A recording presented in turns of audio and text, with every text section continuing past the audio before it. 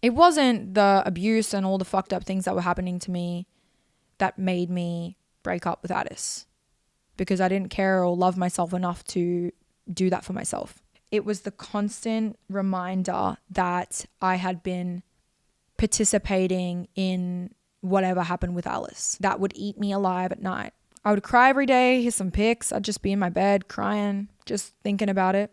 I screenshotted this quote on the 31st of March in 2022. Just because you did something wrong in the past doesn't mean you can't advocate against it now. It doesn't make you a hypocrite. You just grew. Don't let people use your past to invalidate your current mindset. I wanted out so bad. I wanted to get the fuck out of this family. I wanted to get the fuck on my Instagram story and say everything Alice Patterson said was true. I've experienced it all. I'm a victim too. I'm so sorry. You know, I wanted to do it all. I wanted to so bad. I never did. I never fucking did. And it's my biggest regret, because one of the biggest things that people are going to say to me right now, why are you saying this now? Why are you talking now? I'm saying it now because this is trauma. I need to get it off my shoulders. I actively participated in shutting down a victim of this family while simultaneously being one, while simultaneously knowing everything she's saying is true and also experiencing it for myself, and then experiencing much worse. Because I allowed myself to be around this family for 3 years compared to her 9 months. If you don't get me and you don't understand me, you don't have to. And I don't blame you for being mad at me. I'm mad at me too. Yep, it's embarrassing. I'm posting it anyway, so I don't care. I'd be in bed crying, miserable as fuck.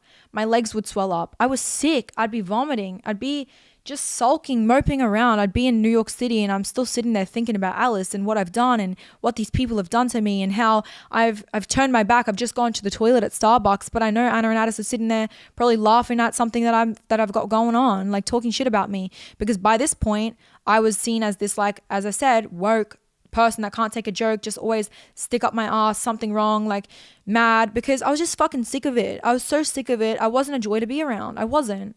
I was always fucking crying. I had these migraine glasses on. I had to go out in public, but I didn't want anyone to see that I was going through it. I was losing so much weight. I was so fucking sickly and skinny. Look at me in these photos. And I would never post these photos, but I'm showing you guys. Just look at the ECG machine fucking things that they had to put on my heart, because my heart was beating. It was out of rhythm. The amount of anxiety I had, like the amount of vomiting and sickness I had. This is a video. Yep. Does that look like me? I don't know. This is me in the hospital, head pounding like a motherfucker, ECG machines on. They're telling me to chill the fuck out. They're keeping me in there like all fucking day and night. You know, I also was sick at the time. I was sick in the head. Like, I wanted to speak. I wanted to go to Alice's house. It was just eating me alive. I was so sick. I had rashes all over my body. So this isn't like my anxiety rash. So when I get insane anxiety, I get rashes like this. I was feeling very manic. I was feeling very like unruly. Like I was going to just leave that day. But I kept hyping myself up to do it. And I wouldn't do it. And then I would still cry for Addis.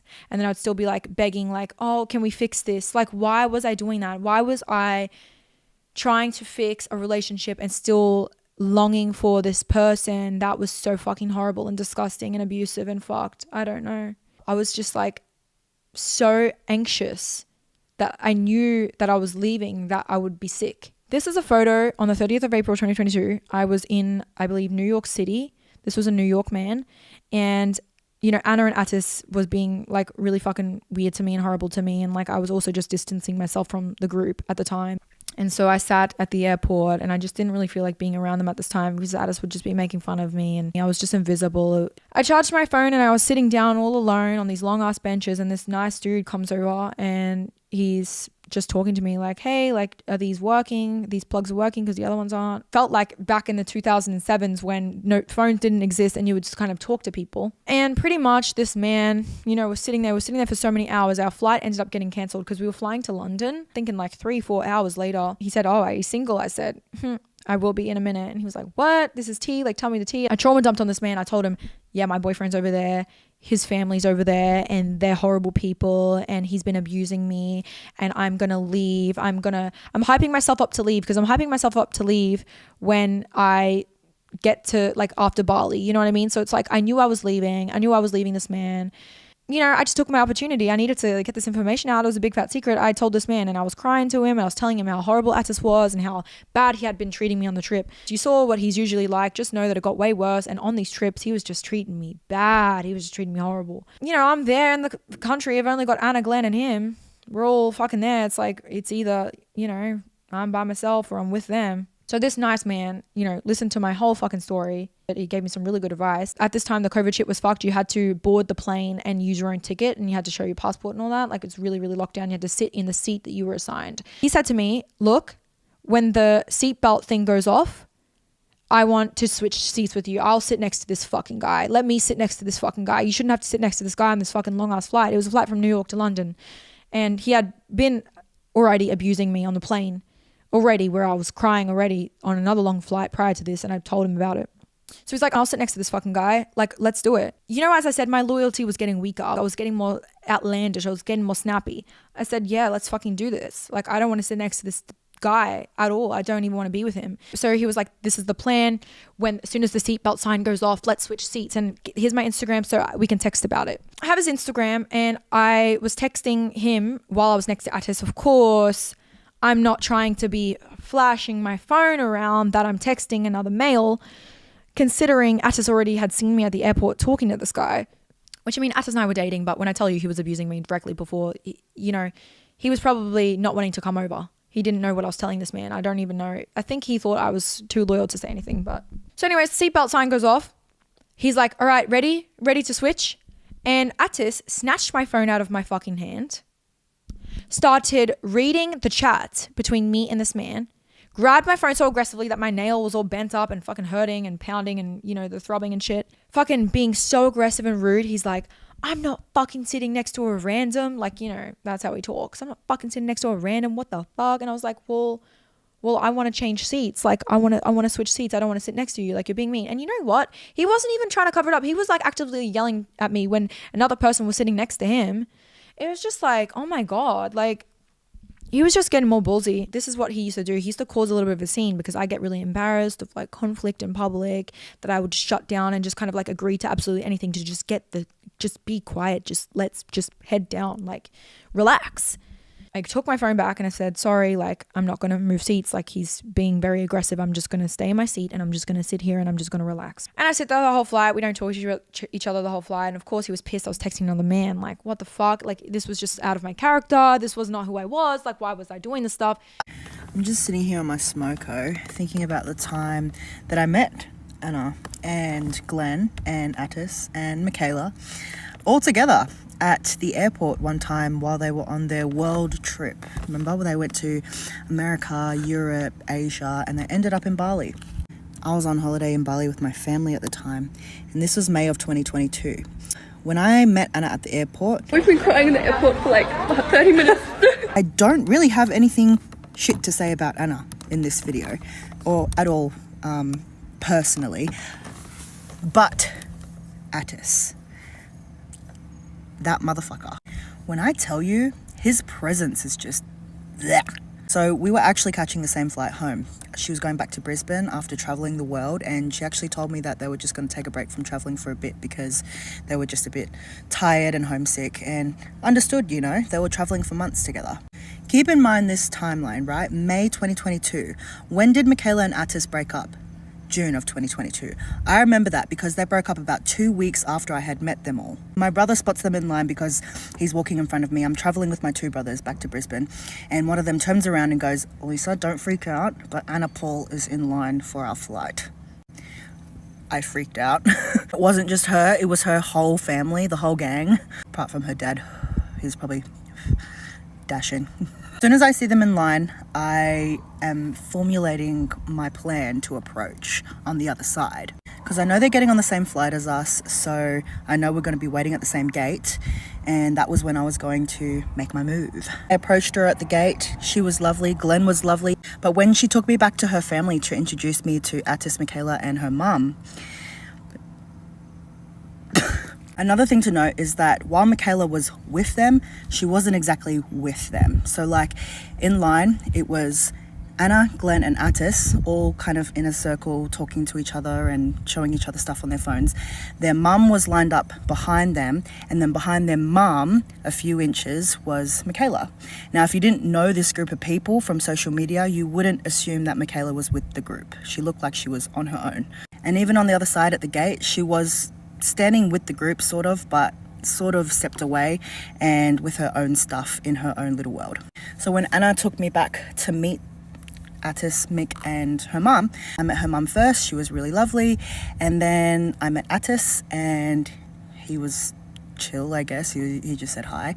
And then I met Mikeala, and one thing I noticed about Mick, especially comparing to how she appears now, is that she was very, very skinny and very, very pale. Sis was wearing the most beautiful outfit, not fit for an airport ride, mind you, but like she looked like she was ready for the red carpet, and she still looked really unwell. Fast forward a few days and she's posting up how she's been vomiting nonstop and she's so sick, she's lost so much weight. And I remember looking at that photo of her, it was a selfie in the mirror, and just instantly being reminded of how she appeared and how she came off when I met her in Bali. Now, when I met her, she was so friendly. She was like, hi. She gave me a hug and then went back to what she was doing. But I just noticed that she just was off, you know. Her demeanor was very standoffish, like even to the people that she was traveling with. And you know how when a couple gets into a thing and the girl's mad at the guy and he just tries to, like, you know, touch her and be all over her and be all clingy and try and like win her back in that moment? Well, that's what Atis was trying to do, but it was more like he was just making fun of her. Like, I complimented her outfit, right? And Atis just scoffed. He was like, like, what? Again, she was not dressed for the airport, but she did look like she was dressed for a fucking red carpet. She was stunning, as she always is. But just his demeanor and the way that he was interacting with her, the way that she was interacting or lack thereof with them, really just fucking threw me off. And then when they broke up 2 weeks later, it all made sense. Like, she was not happy with that mob. It felt like they were coming home from their travels because shit was just going shit and she just wanted to go home and be home. And then they left her at home. The rest of them went to Sydney like a couple days after they got back from Bali while she was at home sick. And then the whole world went on to see her have this just big fucking mental breakdown while Atis and Anna just kept fucking traveling and living life. The main thing from that encounter was just how sus Atis was and how much Mikeala was hurting and not happy. And I'm just so glad that she's happy now and that she's finally in a place where she can speak her truth and not feel ashamed or afraid, because she never had a reason to be. And Anna girl, I'm so sorry. I know that we're friends on here, but you gotta say something, because this letting shit pass, it's not gonna happen this time, babes. So in her little recent video, she went on about like what she went through with Atis, and I believe it, and I'm going to tell you why. So that day, the 13th of May, when I met all of them, they came down, like Atis and Mikeala were like the last ones to join on the beach, and they said hello and whatnot, but Mikeala like was really skittish almost, like, you know when like a child doesn't want to be near that sort of person and they're like this. That's what like Mikeala reminded me of when she was communicating with Atis. And like that just gave me like flashbacks of when I was with my ex because of like abuse and stuff. It just reminded me a lot of that. And even my ex that I was with in Bali said, oh, she was acting like a bit odd. And I said, I think there might be just something going on that we don't know about. Sure enough, Mikeala. Our trip concludes. And obviously I was hyping myself up. I needed to leave this fucking piece of shit man. I was reading into it. I was looking it up. Like, how does somebody with this, obviously, because I was aware that I had some sort of mental health problem. I had some sort of trauma, bond, connection, because there's no way a normal person is longing for the person that's literally raping, abusing, all this stuff. So I knew I had something wrong with me. So funny to say, but I knew it. I knew something was up with me. So, you know, obviously I had been hearing already for the past months, you know, ever since I started saying I believed Alice and, you know, being outlandish and having, back chat to Anna and having a fucking legs to stand on, sorry. I'd been getting told that there was something wrong with me. So he was trying to like gaslight and manipulate me. Maybe he actually thought something was wrong with me.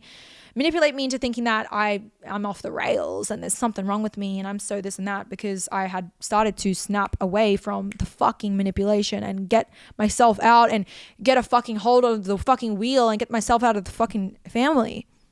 There were times, and again, punch me, where I would cry and I'd be like, no, like, I don't want to leave you, like, because I didn't have fucking family members. I do OnlyFans. Nobody wants anything to do with me. My dad's dead. My adopted father's a piece of shit. I don't talk to him. He beat me up my whole life and fucking SA'd me. My siblings and my mom, like, there's always been conflict because, the drugs and growing up and being in that family and the fact that I do OnlyFans and my sister slept with my boyfriend when I was young. Like, ramble.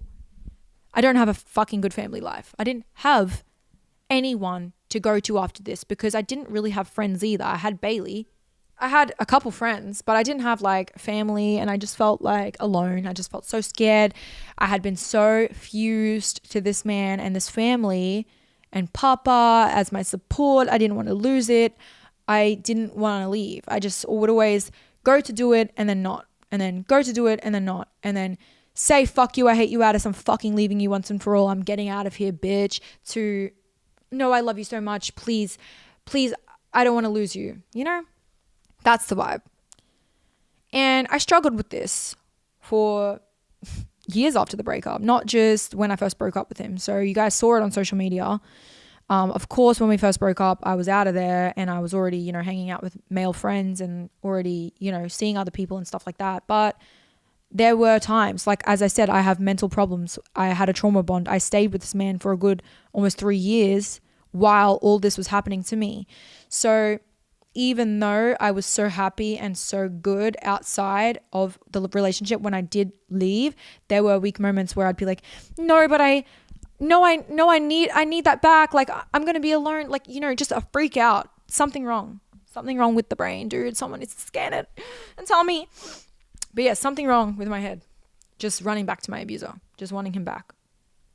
So anyways, we're going back to when the Bali trip ended and I ended up back in Australia. Obviously, I was in hospital. I was sick. I had anxiety rashes. I also caught COVID or something, some sort of flu, some bullshit. And I was bumming around in bed. I was hyping it up. I was trying to leave. I was about to do it. I was going to go to Europe with my friends, and I just didn't know how to tell Atis that I was going to leave. And at this time, he was also saying to me that the relationship's over and I don't want to be with you and all that stuff as well at the time, because as I said, I was so outlandish. I would just say to him, you're fucked. You're an abuser and you abused Alice and you did all this stuff. So I started to get a little bit more mouthy towards the right end of the relationship. And I would just tell him shit like that. And he would say, you're a psychopath. There's something wrong with you. You have something wrong with you. And I'd be like, no, I don't. The only thing wrong with me is that I continue to stay in this relationship when you do all this stuff to me. He would try and get in my head and say, where's the Mikeala that I love? Where is she gone? Is she still in there? He would try and convince me that I'm crazy. And so would Anna. Anna would participate in this too. She would also be like, oh, I don't know what's wrong with Mikeala. There's something wrong with her. Like, maybe she's got something wrong with her mental. Like, they would literally start talking shit about me. Mama would say shit like, I think Mikeala's a borderline. She's got borderline. Like, she's fucked. Like, da-da-da-da-da. But also, at the same time, when I would talk, this was when we got back from Bali, I would tell his mom, yeah, I'm going to leave Addis. And in those moments when I'm so vocal saying, I'm leaving this family, hey guys, I'm leaving on this date, I'm leaving, that's when Anna starts the waterworks, the tears. Oh, you're my sister, please. Please don't leave, Atis, please. She's crying at Potato Head in Bali saying, please don't leave. I'm going out to lunch. Here's the photos. Mama's taking me out to lunch. We never went out to a lunch on our own, ever. Never. But she's taking me out for a lunch on the 18th of May in 2022, just trying to convince me to stay with her son. Please don't leave him. We don't know what's going on between you guys, but we can't lose you. You're a part of our family. We love you, da-da-da-da-da. But, Anna's with the water fucking works, but these people don't like me. They call me ugly. They say my eyes are too close together. Mama says really nasty, fucked up things about me. they were always like hating on me. They always wanted Addis to themselves. They were always jealous of me spending time with Addis. They always gave me grief. Throughout the entire 3 years, it was always fucked. But now that I'm saying to you guys that I'm leaving, and you're also hearing information from Addis that maybe I'm potentially aware of potential abuse that I might have gone through, you're making it your best interest to take me out to lunch and convince me to stay with your fucked up son, and Anna crying at Potato Head saying, you're my sister, I can't lose you. Again, more coercion, more tactics, more trying to keep me in the family so I never open up my mouth. Because when I tell you I was getting mouthy, I was getting very bold. In New York City, I was saying to Addis in front of Glenn and Anna, which I would have never done, fuck you, I hate you. Like, yeah. So I guess maybe I started to look like a little bit of crazy, like a crazy girl, because that's what somebody that's abused starts doing. They start to, rebel. They start to rebel. So yeah, I was taking what this family was saying to me. Mama was saying, I think you're a borderline. I was thinking I'm a borderline. I'm saying I must be. I'm going to go get checked. Addis is saying, you're fucked. Yep, you definitely have it. Anna's saying, yep. Everyone's agreeing. So I'm like, this is screenshots that I had from 13th of May 2022, looking up about what borderline is, what medication you take, antipsychotics, all this, that. And then what do you know? I'm getting the medication. I'm on meds for it. And now we're going to get to the next part of the plot. I get a diagnosis. I want to break up still, although I still am trying to I'm also going back and forth in my head. I'm also going back and forth in person. I'm also saying like, wait, I don't want to go. Wait, yes, I am. Fuck you. Yes, no, wait. I'm just doing that. It's a mess. So I leave the house in June. I'm leaving the house and, I'm talking to my friend Caitlin. I'm telling her about shit that I've endured. And I said, fuck this. Let's go to Bali. Let's have some fun. Let's get the fuck out of here. And I'm never looking back. So what did I do? I packed up my fucking big ass remotas, filled them to the brims, and I got my ass out of there. I went to Bali and I stayed there for a long time. And I met friends and I had a lot of fun. When I tell you that, Atis not only just took 50% of my income, he would take money for me to invest it into things. He would buy cryptocurrency for me. He would do all these things. He was very involved in my finances. So breaking up with him wasn't just going to be like, okay, like I never have to talk to him again. No, like he still was taking a percentage from my OnlyFans, and he was still, doing all these investments and stuff for me and crypto wallet shit. He had all the passwords, had access to all of it, whatever. And at this point in time, we hadn't posted that we broke up. I didn't know if we were going to post it, but I just knew that I was going to be in Bali with my male friends that Atis does not like, which he never knew, by the way. And I knew that he would get spiteful and potentially, want to make it public or whatever. And I was ready for that. He would put bets on for me. He would put trades on for me, most of such which were completely unsuccessful. He would buy crypto for me, which was the fucking shit coins. He would buy shit coins. He ran that crypto bull runs group. Everybody remembers this shit. It was like an OF group, but it was just like a group for crypto. And they were the shittest coins ever. And he would give horrible advice. And I would be getting so much hate anyway. During this whole relationship when he had this shit going, I was getting so much hate because everybody was so upset with his decisions. And they would be out of money. And sometimes they'd make money. I mean, sometimes he'd have support. But most of the time it was just fucking hate. Still to this day, I'm unable to locate all of the wallets he set up for me. That is just a fact, honey.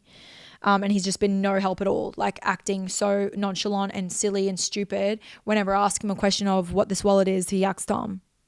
Yeah, and this was because he was salty that I cut the percentage off and we broke up. So obviously when we broke up after a few weeks of me being in Bali, I just kind of like, I had my friends around me and, he really tried to manipulate me before I left. Like, you need me for your accounts, like you need me like to still manage you, like you're gonna go into the ground if like I'm not working on your stuff still. Which, shut the fuck up.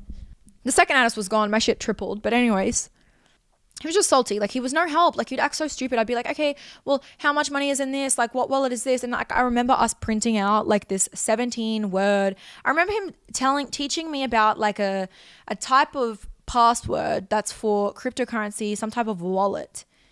And there was something called like a leisure wallet, and I think that's like when it's like in your hand, and then something about like it was like a 17-word password. And I remember having my own, and I remember us printing it out on paper, and like still to this day he has not told me where that paper is. I've asked him about it, he acts and plays dumb. He doesn't reply to my messages. I ask him again, I'm saying I'm gonna post on social media, he says I didn't do anything, like I'll just like, you have to prove it or else you can't say that. And I'm just like, well, anyways, I'm gonna get into it and show you the fucking receipts. The second we break up, you know, I'm on the plane. I'm trying to get rid of this man. I say my goodbyes to him knowing that we're never going to be together again. Although I'm back and forth with him, he sends me, like, he bombards me with messages like this. Like, dude, he was spamming me. And I think it's because this was the first time I had officially, like, left him, like, had gotten on a plane and, like, we weren't together. And, like, who knows what I can do. I'm kind of erratic, and I'm this borderline girl that's, like, could do something that's that can't come back from, you know, vibe. He always tried to say, you won't ever say anything about me, right? Online, right? And I would always say, like, you would never like tell people our business, right? And I would always say, no, I would never. Here we are. Anyways, he would bombard me with all these messages, you know, trying to say, send me this type of fucking content for like OF content, which was just like gross. Like, he would try and force me. You can see he's trying to force me to make these videos, like trying to coerce me, being like, you're going to make so much fucking money. Send me these videos, which was so fucked because when I sent the videos, so I did end up doing them, he'd be like, yum, you look amazing. You look so good. And like saying that he's doing stuff to those videos while we're broken up, while I think he's disgusting, while I think he's a pig. Over time with like that stuff being like, you know, me having to send him these videos of myself that are just gross and we're not together, and he's just like this fucking guy that's done all this stuff to me, and like of course I'm going in and out. I just decide, you know, I don't want to do this anymore. And here's some screenshots of me like going back and forth saying that like, I don't want you to see my naked body. I don't want you to work on my accounts. I don't want you doing this for me. I don't want to be working with you. I don't want to have communication. And then, you know, there's some screenshots of me and Grace being like, talking about it, and Grace being like, you should be with a man that doesn't even want you to do OnlyFans, that doesn't want you to have to do this to make money, not force you to do it. And she's so right. She's so right for that. I end up cutting him off the OnlyFans. You know, shit goes south. He goes broke. He's suicidal, of course, yada, yada. Then obviously, like, you know, cutting him off the percentage. Where's this man's income coming from? This man's ego is so fucking high. He cares about money so fucking much. Like, what was he supposed to do other than allegedly scam money from my fucking crypto wallets? And then he actually, like, this is literally scammed money out of a bets account of mine. So I sent him all the fucking receipts. By the way, he put a fucking shitty bet on my Bet365 and lost $6,000 in one day, which I didn't even know he did this, but I went and found the receipts after because I was just kind of like looking at all of my accounts and like looking through stuff because, you know, we had been broken up for a decent amount of time. This would have been 21st of November, 2022. So we broke up in like June. I sent him a message. I said, you can send me that money back right now before I call the police. I think it's so pathetic and silly that you think I'm this stupid. Also, how embarrassing for you. Get a job instead of scamming your ex-girlfriend, you freak. And, you know, obviously I had been nice to him after we had broken up. I'd been nice to him this whole time. I had never said a bad word about him really online. I was neutral to him over messages. He would message me and I'd still respond all nice. So he was shocked. He probably thought, oh, this crazy borderline girl that I've put through so much shit. She's gone. We're not together, and I know she doesn't want to be with me, but at least she's not yapping her mouth on social media. He was probably sleeping well at night. He was probably thinking like, yeah, she won't. She would have by now. She would have said something. Babe, it was brewing, and it was brewing for a couple of years. So, you know, we're going back and forth. I said, you know what's my money? You don't even have access to the account. It's in my email, my bank account, my phone number. You changed the email on me, which is just embarrassing. Then closed the account thinking I wouldn't see the transactions and you were going to get away with it. Just like all this bullshit. But anyway, in the screenshots here, it was like, it shows my bank statements. It shows my email. It shows my phone number. It shows that he stole the money and got it and then tried to close the account down as if like so I wouldn't see it. So there would be no evidence, because when I tell you I had to email Bet365 to boot up this account again just to see this, it was insane. So anyways, yeah, I'm going off. I'm like, send me the fucking money back. And if it's not in my account in 24 hours, it'll be all over TikTok. I was threatening this man in 21st of November. Don't fuck with me. I was telling this man, don't fuck with me. I will post something. Send me that money. Sends me a fucking bullshit ass screenshot of him being like, I have 1%. I said $4,000 in total. Because as I said, there was a $10,000. I'll put the receipts in. There was a $10,000 fucking insert. He lost $6,000 on a shitty bet that he put on because he's stupid. And I mean, I'm not going to ask him for the full 10K. I can see you've lost the 6. Send me back the remaining funds. So I said, send me back $4,000. And I was like, even send an extra little $20 for the fuck around. He's like, you obviously know I'm sending it, so I will try to now. You realize you just threatened me. And I said, and I'll do it again. I had no sympathy for this piece of shit man that was stealing from me. He was robbing me. He was robbing me, like the fucking Europe trips with Anna and everything worn off after the breakup, because fucking all of his money would have dried up. He would have spent it all traveling with fucking Anna and Glenn and Mama and Papa. And then I fucking stabbed myself in the eye. The reality of what is at home, which is, oh, I don't have a job now. The girl I abused doesn't want me to work on her OF, even though I'm messaging her, still like trying to get her to fucking work on it. Even months later, he was still messaging me, trying to instigate what management I'm with and like doing shit. So yeah, I was just speaking to him like a fucking stranger, thief that would have literally just stolen my handbag. I don't give a fuck about you. I don't owe you shit, and don't fuck with me because I'll post it. And sorry, I forgot to mention one of the little scams. It's just popped up here again. Whoopsie. There's so many fucking scams. I forgot one. This motherfucker literally posted something on my OF account on the 12th of June. So I didn't see it. So obviously when I'm overseas, I don't have a SIM. I'm not checking my phone. I'm not doing shit. By the 14th, I see on my account, there's a freaking post saying, hello, my sweet. I just wanted to try myself in something interesting. I really want to understand cryptocurrency. I will fulfill all your fantasy. Da da da da da da. And then it was like a Bitcoin wallet. And I only saw this because I had randomly checked. He posts on, and I know it's him because who else has the login information on my OF? And I'm going to say allegedly because there's no proof that he sat there and posted it. But he's on my OF account at this time. He still has my password. I've only just cut him off. He's desperate. He's desperate for funds. He's got nothing to his name, supposedly, because he fucking gambles and loses everything. Post on my OF. Hello, my sweet. I always wanted to try myself in something interesting. I really wanted to understand cryptocurrency. I will fulfill your fantasies. Who will surprise me the most? Heart eyes. And it looks real spammy, like he literally made it look like it was a hacker or something. Send and write. I will choose the best. And then he put like Bitcoin wallet and then posted like a photo that I know he had in like a folder that was supposed to be posted eventually. So like this photo wasn't even up. So like if a hacker, which OF accounts are basically impossible to hack, dude. You need multiple codes. You need to do all this two-factor shit. And you had my access and you were posting a photo that wasn't even released. Use your brain, Addis. And here's the screenshot. And I saw this and I just knew instantly, like, is this Addis trying to get like money on a Bitcoin wallet? And you know what? I didn't say anything at the time and I should have. But I just thought, I'm changing my password. And I did. Flash forward to 11th of April 2023, right? I hope I covered all the scams. There were so many, sorry. So obviously like throughout all these events, like we broke up in like June of 2022, but you know, we're still fucking talking on the 11th of April in 2023. We're still having conversations with each other. You know, he was still trying to do the sob stories on the 11th of April 2023. He was sending me messages like, who are you with? Like, who's running your OF? Like, what are you doing? Like, if you ever need help, like hit me up again. Like, you know, all that shit. And he's like basically just like some bullshit, like people like Bailey's talking shit about him in comments. And then he's like basically saying like, I'm going to blow my fucking brains out. You said you wouldn't mention me at all online ever again after that last event. You know, because obviously I had said that he had scammed my crypto, which allegedly he fucking did. Who has the logins?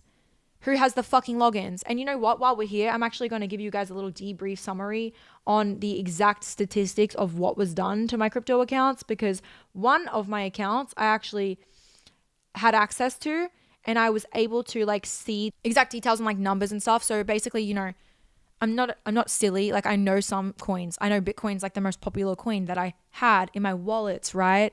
It was the most popular coin that I had, right? I should have, because I remember buying my own. I remember like buying my own crypto and like buying Bitcoin because it's fucking simple, you know. But other shit I didn't know. So anyways, I got somebody to like, before I even posted the video about Addis allegedly stealing my crypto money, I got someone, I sent him a bunch of screenshots and got them to have a look. So the person says, summary, the account balance currently sits at $21,308, which was so ridiculous because I should have had over 100 something grand in there, right? First of all, should have had over 100 something grand in there. Like I was making, you know, $120,000 a month on OF USD, and I was investing majority of it. I mean, I was paying 50% of it to Addis, but this was going for so long that I should have had savings, and I wasn't saving in the bank. My bank was empty, honey. It was all in crypto wallets because Addis said, money depreciates in the bank. You need to invest. So I should have had more money in there. And this was one of the popular wallets. I'm not going to say what wallet. This was my popular, most one that I even had on my phone, whatever. $21,308. There's a bunch of big incoming funds and small outgoing funds, which you said you had used some on gambling sites. There is no funds in Bitcoin. $0. The remaining balance consists of Polygon, which is the amount, you know, 5,800, Ethereum 4,800, Cardano 2,220, Chainlink $2,000, Polkadot 1,900, Cosmos 176, Uniswap, Litecoin, AVE, Swap, whatever. All this bullshit that I don't get. The person goes, the only true transactions that are large outgoing transactions are 19,770. That's what it's valued at the time of Bitcoin dated 31/10/22, and 5,000 of Ethereum dated 16/01/22. Anyways, look, this is all gibberish, blah, blah, blah, blah. Anyways, it says, let's just cut to the chase. It says the highest point your balance was ever valued at was around $117,480, but it changed a lot on that day. You can see where it was transferred. So for me to log into a wallet, right, that has 0 Bitcoin in it, my main wallet, what they would have done is, someone, in my opinion, I feel like it was Addis, went in there, took all the Bitcoin, because as it's $0, honey, it's 0. Somebody tapped it in full, and you can see where it was transferred out. So I go onto Coinbase, right? And at the time, like, obviously, I've closed all this up and got all my money out of crypto. I'm never touching crypto again. I don't give a fuck now. I'm traumatized. So this is all, like, photos of phones that I had from back then when this was happening. So it's kind of like somebody had logged in and completed the withdrawals of the Bitcoin. Because for me to have not $1 in Bitcoin is just laughable. It's hilarious. Somebody took it. Somebody stole it. So at this point, I made a video and I said, where the fuck's my money? Because remember, he already took money from my Bet365 and got caught and sent it back to me. He was already caught. The Bitcoin wallet was already posted on my OF. Like, there was already shit happening from this man. I had already witnessed him doing this, like, fucking crypto group and the hush coin shit. I already witnessed it all. I'm a bystander. Hello? He's already dodgy as fuck. What's going to stop this man from doing it to me? So I knew this motherfucker, and I said, you know what? I told you last time that you wanted to scam me. I was just going to go on the fucking net and say something. So I did. I didn't even give him a warning. He found out when I posted the video. This is not an unprovoked attack. I could go on with my life saying nothing, but I don't want to say nothing because I'm really angry. I think the very last straw for me when I realized I'm not going to protect this person anymore was when I checked my crypto wallets this morning and found that a large chunk of money has just been completely wiped out of my account. I believe this man stole money from me, and a large amount of money. And there's multiple wallets that I don't have access to that I know, or should I say, sorry, I redact that, I feel like he stole from. He's stolen from me once, and that's been proven. He sent me the money back. So the Bitcoin on my fucking OF, like, this man's a thief. And I've witnessed it before, as I said. He did it to people when he was younger. He scamming, running through his blood, as I've said. After the breakup, it was really annoying. I had to watch, you know, this man that was scamming me, this piece of shit guy that had abused me all these years, this woman that preaches body positivity and self-love and is this nice, airy fairy la la land girl on TikTok, fool everyone and just lie, and just, they're the most horrible people, but nobody knows, and everybody believes them, and nobody believes Alice. And everybody's still hating on me. It was just such an awkward situation because I was free from this family. I wasn't dating him. I was still dealing with other problems that they fucking left me with. Like the house being all a fucking mess and fucked. and no bond money. But yeah, the internet was crazy. The internet hated my guts, and I would get messages every day like, you'll never be Anna, like, I'm so glad Atis left you, you're so fucked, like, you were never giving that same energy, like, you were always just fucking sad and depressed and negative, all you do is post negativity, like, saying that like all I did was post negativity. And also, not to mention, at the time I was posting positive stuff. So these people just love to bully me, they love to see me pushed down, going off the base of what they knew about me, which was in the background of Anna's content, because they never fucking cared to watch mine. And if they did watch mine, maybe I was a little negative because I was fucking abused. I was so fucking abused and sad and sick. There was something wrong with my fucking head. I had BPD. Don't know if I developed it in my childhood, if I had developed it through that relationship, but I knew I had it. I'm diagnosed. I'm on meds, but I'm not taking them. I don't take my meds to this day. I don't take meds. I don't like to take medication. I tried the medication. I didn't like the medication. And this is me being real raw and really raw right now. I don't take my medication because I don't like the way it makes me feel. I don't like it. I think that I can naturally cure my BPD, and I don't want people to clip this and be like, oh my God, this fucking Looney Tunes bitch. But I have naturally cured my BPD. BPD is a personality disorder. It's a personality disorder. It's the way your personality is. It's traits about you, and you can reduce them by changing the way that you act in the flesh and changing your mindset and healing things that make you this way. And that's what I have spent years doing. Am I perfect right now? Absolutely not. I have so many flaws. I have, 25 years of trauma and turmoil that I could tell you about. I don't have a single good memory from childhood. I don't even remember good things from childhood because my memory is fucked up from all the abuse I endured. And then, in my midlife, I lost my father. That was great for a couple of minutes, which I knew him. And then I was abused by this family. So, yes, I have BPD. Yes, I have a diagnosis. I have medication. Do I take the medication? No, I haven't filled my script out in, I think, since 2022. So yeah, seeing him be this golden retriever energy, lovey-dovey fucking guy, when this is the reality of who Addis is. Hold back on my dumbass bitch ex. Besides being absolutely rich as fuck, I went out on my $4 million balcony. This is that $100,000 wall on my house. Also, look at my new necklace. I was gonna buy pearls, but that's for broke fucks. And his sister is enabling this fucking rebrand. I was watching this rebrand happen and I was so shocked. And I was like, these people are buying this shit? How does he go from this to this? Maniac, 나서 빠진 것처럼 미쳐 maniac.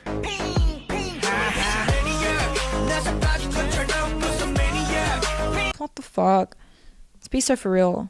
Something I've noticed that I think is the cutest thing ever. People are calling me Johannes. But the people, like, not everybody, but the people that have been following me for a while are saying like, oh, I hope you've eaten today, Johannes. I hope you're feeling good. Like, how'd you know that's my name? Who told you that's my real name? Nah, I've said it. It's just the cutest thing. Dumbass bitch ex. So this is actually his real personality. Anna will tell you that it's all fake for the clicks. Okay, in real life, not at all. Like, he's fucking better than me in real life, and I'm not kidding.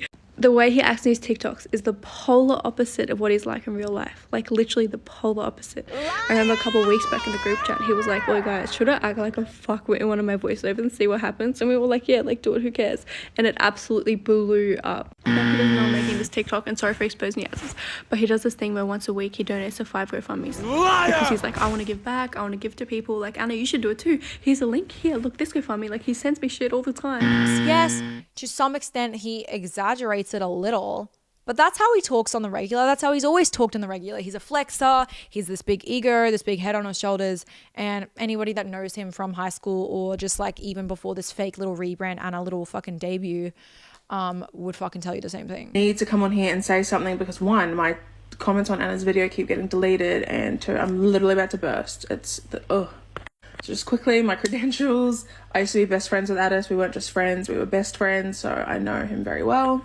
And I was very much in the loop when he was dating Alice. I was like almost their mediator. She would come to me with all the problems she had specifically with Anna and the evil mother. One thing about Addis and Anna, they have always felt like they are better than everybody else. And I think that's why Anna has such a problem with all of his girlfriends. Like, it is weird, but I think it stems from the fact that she thinks no one is good enough for him, which is crazy when he's 8. When I was watching Mikaela's video, I don't know how many times I said, Oh my God, they did the same thing to Ellis. Oh my God, they did the same thing to Ellis. I'm not even here to speak about Addis because obviously he's not a great person, and he's also a... But I think since Anna's videos dropped, everyone's like, oh my God, who do I believe? Who do I believe? Anna is calling Mikeala a manipulator, but Anna has been manipulating the internet for years with her nice girl act and her stupid baby voice. She's not a girl's girl, she is not body positive, and she's not a genuinely kind person. She is, however, very smart, very cunning, very calculated. From the beginning, she capitalized off of the, like, girl's girl, nice girl, rubbish. And while Addis was dating Ellis, that was like kind of the very start of her social media journey, or when she kind of started to gain some fans. And Alice would come to me so upset, being like, she's on her story saying, if you ever need help, like, please contact me, here's a suicide hotline, but is bullying Alice every single day. Anna and Vuldan will talk shit about Alice in German in front of her. So no, Mikeala was not lying about that. Atis told me at the very start of their relationship that his mum and his sister would call Alice ugly. So, like, obviously I'm going to believe that they call Mikeala ugly too, because they're weird and jealous and weird. One time after a physical altercation, and Alice, come and fact check me on this one, but there was a physical altercation between Addis and Alice, and then afterwards, Anna and Glenn screamed in her face. I did preface that by saying, Alice, come fact check me, and I did fact check with her, so Glenn did not scream in her face. That was Addis, my bad, classic. A 14-year-old girl's face. And let me remind you that when that whole Alice thing went out, Alice didn't just come out to try to expose them. They sent that letter, which they lied about sending, still hasn't addressed that. They sent that letter to try bully this little girl and scare her. Anyway, moral of the story, guys, switch on. Obviously, when someone is making money, they are going to perform. And it's all an act. I could bet my entire life that Addis and Anna sit back and call all of her fans losers, because that's like, I just know them, and I just know that that's what they're like to the core.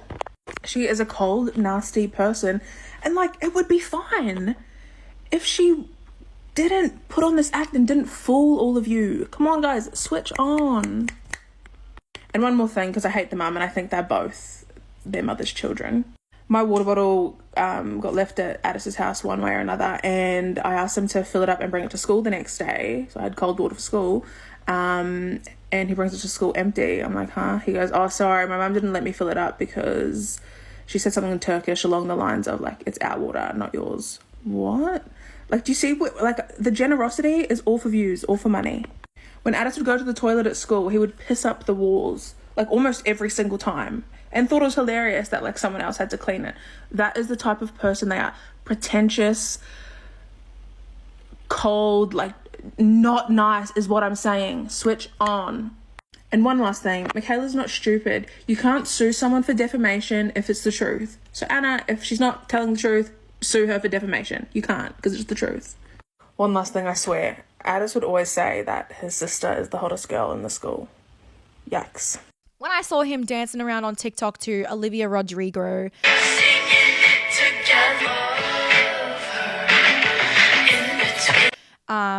Taylor Swift, and like growing his hair out and fucking being all pale and kawaii K-pop shit, when the man's never watched anime in his fucking life.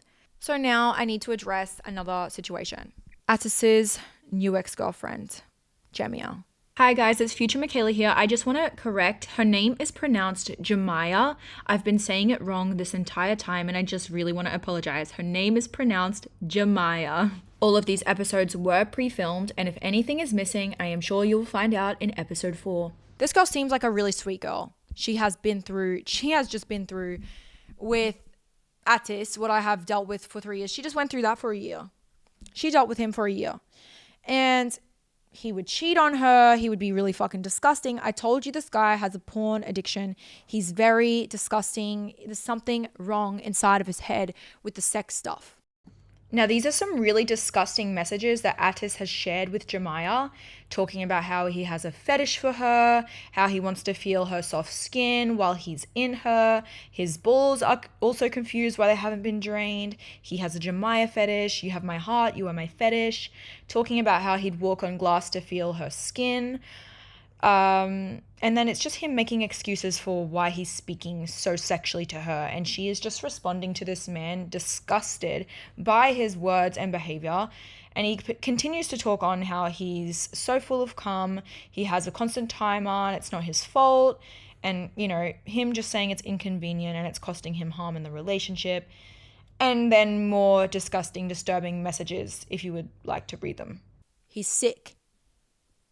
Somebody that, you know, rapes his partners and gets a kick out of them being asleep is just a sicko. He did it to his ex, he did it to me, and he did it to Jemiah.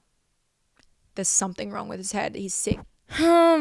Makes me sick. Oh my God. Just Jemiah and I had our conversations. And at first, when I first kind of saw her popping up on social media, so she was seeing Addis like in the beginning of 2023.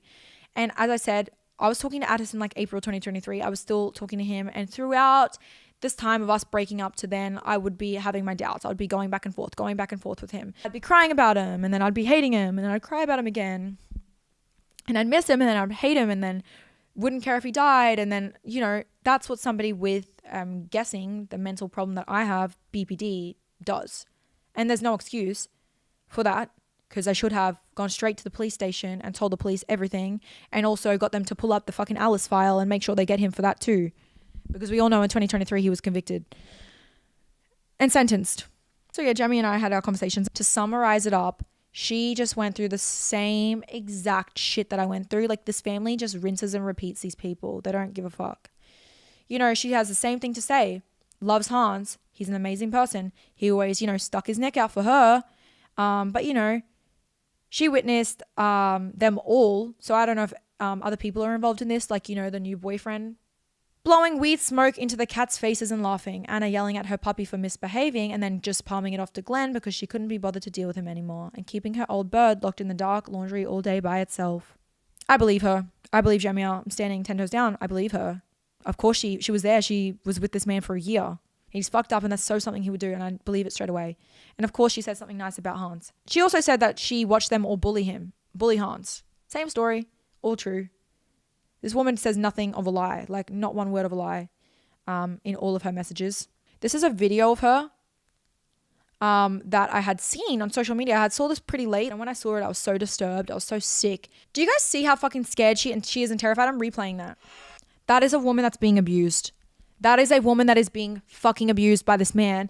And when she gave me the context behind the video, basically, you know, Atis, his ego was so disgustingly high. Anyways, I need to get into the more tea later.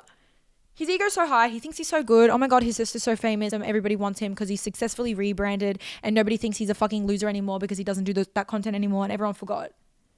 So his ego is through the roof. He just thinks he's so much better than these girls that he cheats on her with, and that and her. So he would say, oh, like, don't talk to me in public. But he would bring her. He would use her for sex. He would be very degrading to her about the sexual stuff. Like, he just got, like, after me, he just went weird. He went fucking weird, like, real bad. So he was, like, embarrassed to kind of hang out with her, or, like, you know, she told me a story about Anna and Atis, like, running away from her at the airport. It was kind of like, it was, like, all about, like, oh, like, we don't want anyone to, like, see us with you because it's, like, a secret that you and Atis are together. But then, like, she's literally in the background of Anna's vlog, so you're inviting her to Positano, and like you're fucking ditching her on the stairs when there's no access and she's disabled. Like, it's so disgusting. Like, of course, like everything she said about the way, you know, she would go to Anna and tell her like, why is Atis treating me this way? And then she would say, he doesn't, he calls you darling. Like, of course they did this again to another woman, another helpless woman. Yeah, so this is her Instagram profile. And so, you know, before we obviously started texting, and then we just got to having a conversation, and so much fucking disgusting shit out. So that trip in Japan was honestly one of the most traumatic experiences of my life. First of all, me and Atis were fighting pretty much every single day of that trip. Before the trip, we had like broken up for a little bit, and he was like trying to get me back, and he told me that he loved me. And like when I brought that up to talk about it with him, he was like gaslighting me, saying that he never said that and that I misunderstood and how unfair I was being, basically forcing these feelings onto him. But anyways, towards the end of the trip, Attis bought some fake THC gummy edibles, and Anna and Attis had been smoking this fake THC strain the whole trip, and so when they got the edibles, I decided to have one because why not? And my body just did not react well to it. Like, we got back to the Airbnb and I lied down and immediately had a seizure, and it was so scary because I could feel my heart rate just racing so fast, and I've had heart problems in the past, and so I was so scared that I was going to have a heart attack or something. So they called the ambulance and they took me to the hospital. And even that was super traumatic. They like stripped me of all my clothes and like strapped me down to the bed, and they put a needle in my arm that hurt super bad, and I had a huge bruise on my arm. Anyway, the next morning I was discharged, and I still hadn't like fully mentally or like physically recovered yet. I was still like very shaken up, and I asked Attis if he could just hold me, and he put his hands to my face and he said, "How can I hold you when you're acting like this?" And he was just violently shaking his hands in front of my face, and it was so scary because this is the first time I'd seen him like that. And like he accused me of faking my stress and like my panic, and he called me a liar, and he left the room. And I was so scared and so traumatized. I was calling out to both Anna and Attis, like asking them for help, like, please don't leave me, like, please come back, like, I'm scared. And after what felt like hours, like I walked around the Airbnb and they left. They just completely abandoned me in this Airbnb for literally hours. Like, they didn't get back until it was dark, and I had no idea where they went. And when Attis came back into the room, he just came up to me and he said, "Pack your bags, we're leaving tonight." And so the entire time at the airport, they just did not look at me. They did not speak to me. They basically acted like I wasn't even there. And on the plane, Anna and Attis were sitting next to each other, and I was sitting across the aisle from them, and I asked Attis if I could sit to him, and he rolled his eyes and he looked over at Anna and asked if she could swap with me. And we did, and I ended up sitting in front of the flight attendant, and the flight attendant was worried about me, asking if I was okay, and I was lying to her. I was like, "Oh, I'm just really scared of flying," and she helped like calm me down, which I really, really appreciated. And like once we got back to Brisbane Airport, they just completely abandoned me. They didn't turn back to look at me or check if I was with them. And when we got to security, the guy asked me if I was traveling by myself, and I said, "No, I'm traveling with 2 other people." And he was like, "Oh, who?" So I had to like look around and like find them and like point to them. And so they like took us to this like closed off area, and they were questioning me and they were questioning Attis. And like the whole time I was like defending him. I was like, "No, I just had like a health thing in Japan and it was scary and I'm a bit shaken up. Like he didn't do anything to me. Like everything's fine." Like, but like obviously the whole time like Attis was like yelling at me before and like being really cruel to me. And they could like see by Attis's demeanor that like something had happened, and they didn't want to believe me. Like they wanted to call the cops to like, because they just didn't want to send me off. They didn't want to send me home with these people. They were like offering to call the cops to like make sure that I go home safely. But I was like, no, I promise it's fine. Like nothing happened. And so like finally after a while, they finally let me go. And I told Attis, I was like, I promise I didn't tell anything about you. Like I just said that something happened to me and that I was a bit like, I had some anxiety. Like I didn't say anything about you. And he was like, "Wow, great. Like that's just the cherry on top."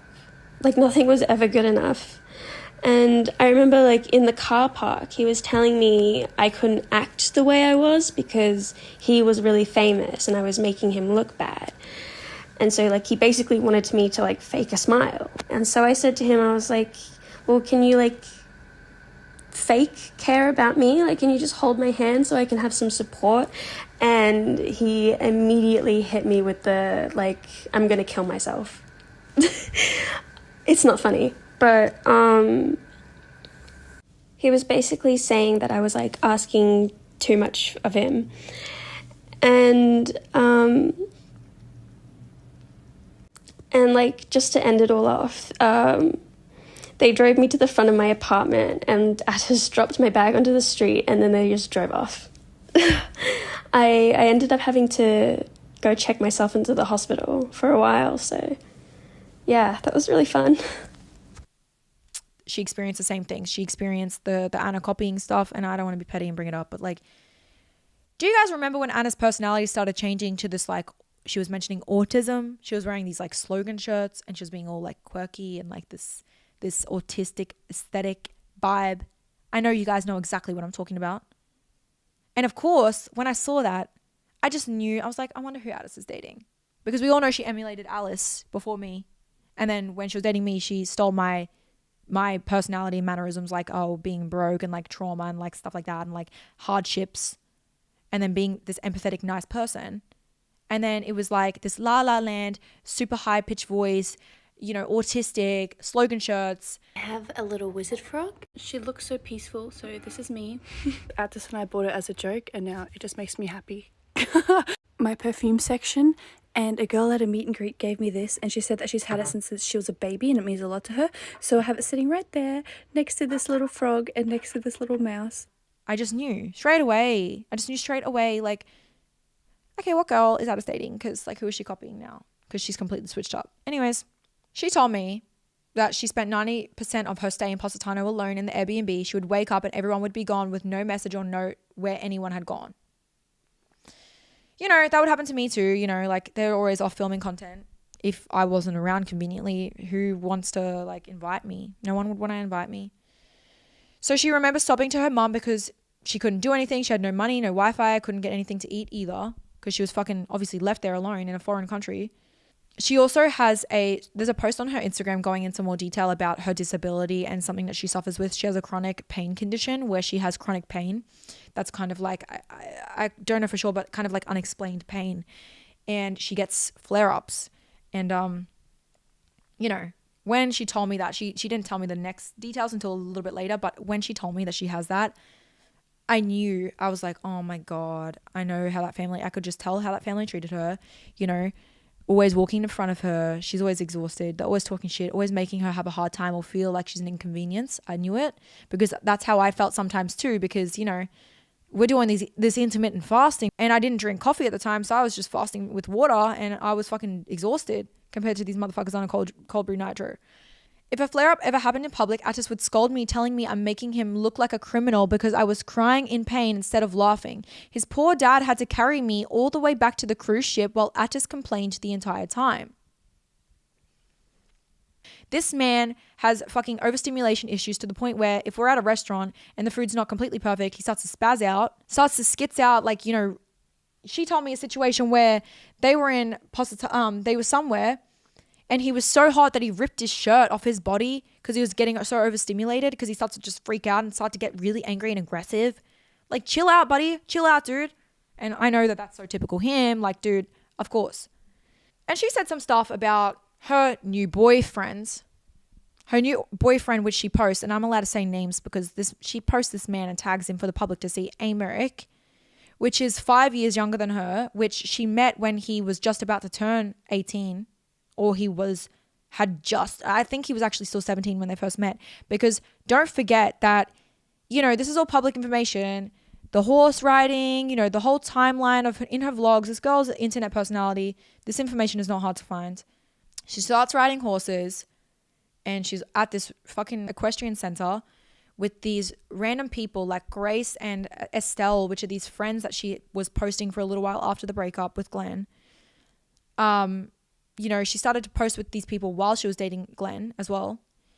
Anna is 26 years old, about to be, and this man is 21. Do the math. She also brought that man around, Glenn, which she's now dating, whatever.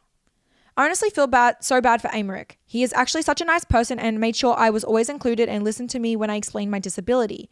An example is I said it makes me sad when I'm exhausted and I look up and everyone is walking 10 meters ahead of me, so he made the effort to slow down and walk next to me when my own boyfriend couldn't. He has turned into Anna's personal slave. She makes him do almost everything for her, but I don't know, I think he doesn't mind because he gets free and gets to travel the world. So, I mean, I was supposed to get into this a little bit later, but the things I witnessed with Anna and Glenn, I mean, this is not coming from Glenn. Personally, as I said, I'm not saying anyone's told me anything, but this is just shit that I witnessed with my own two eyes, and everything I'm saying regarding Glenn and Anna's relationship is my opinion based. As I said, Glenn and I have had our conversations, but nothing that I'm saying is coming from Glenn, and I don't want you guys to run after him, and I don't want you guys to run to him and expect him to speak, because if he's not already speaking right now, then he doesn't want to, and respect it. Have some respect. And I want the fucking Anna Paul stands to get off Glenn's back and stop fucking hating on him too, because I'm so sick of seeing it. So yeah, now Amaric's picked up the slack because Glenn's gone, which Glenn was Anna's slave too, and she didn't fucking pay him well. She said he's the son of the people who own the horse property Anna's horse is at. And while she was there, she started to develop a crush on him. Emotional cheating? I don't know. But the breakup came soon after the horse and the horse riding lessons. So the timelines overlap. I'm going to go on the records and say that Anna cheated on Glenn. We know that. Well, I know she's cheated, and I've heard from a very close fucking source that she 100% cheated on Glenn.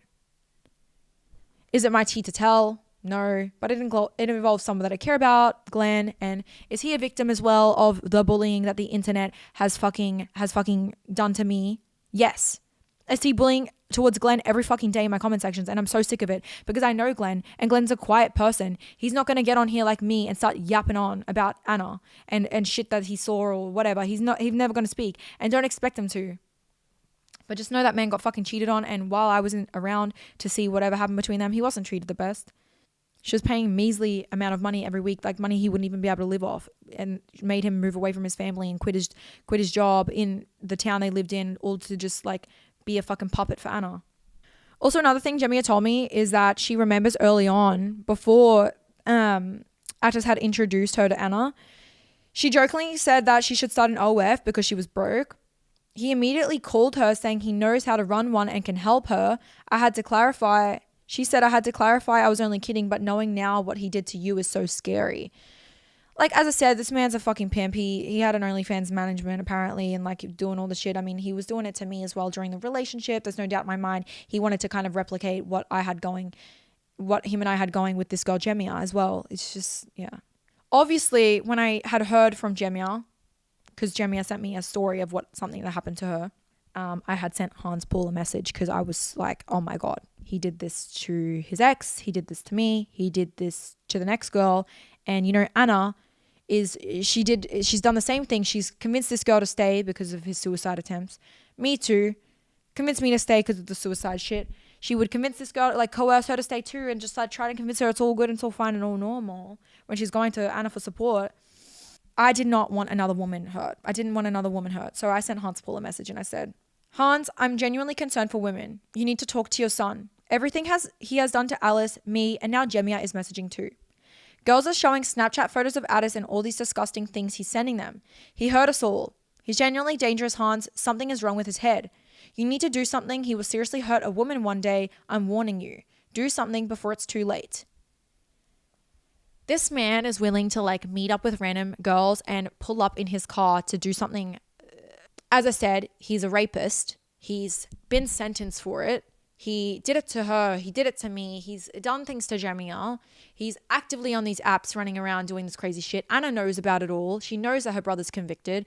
She knows that I have come out on the record and I've said in front of her face, Atis, well, you did that to me too. And I'm sick and I'm bleeding. And she knows I'm fucking in bed all day because of it.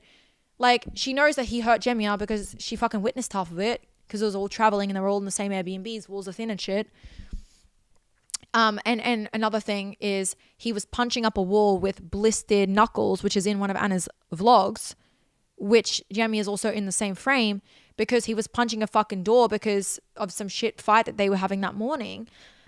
So some context for this story that's important. The day before, we were in a different part of Sicily, and we had taken like the wrong directions, and we ended up having to go down this huge flight of stairs, and we had to rush because the gates were going to close for the cruise ship soon, and so we didn't have time to like take it slow, like take breaks. Like we literally had to run down these stairs, and I was in so much pain. I was bawling my eyes out the entire time.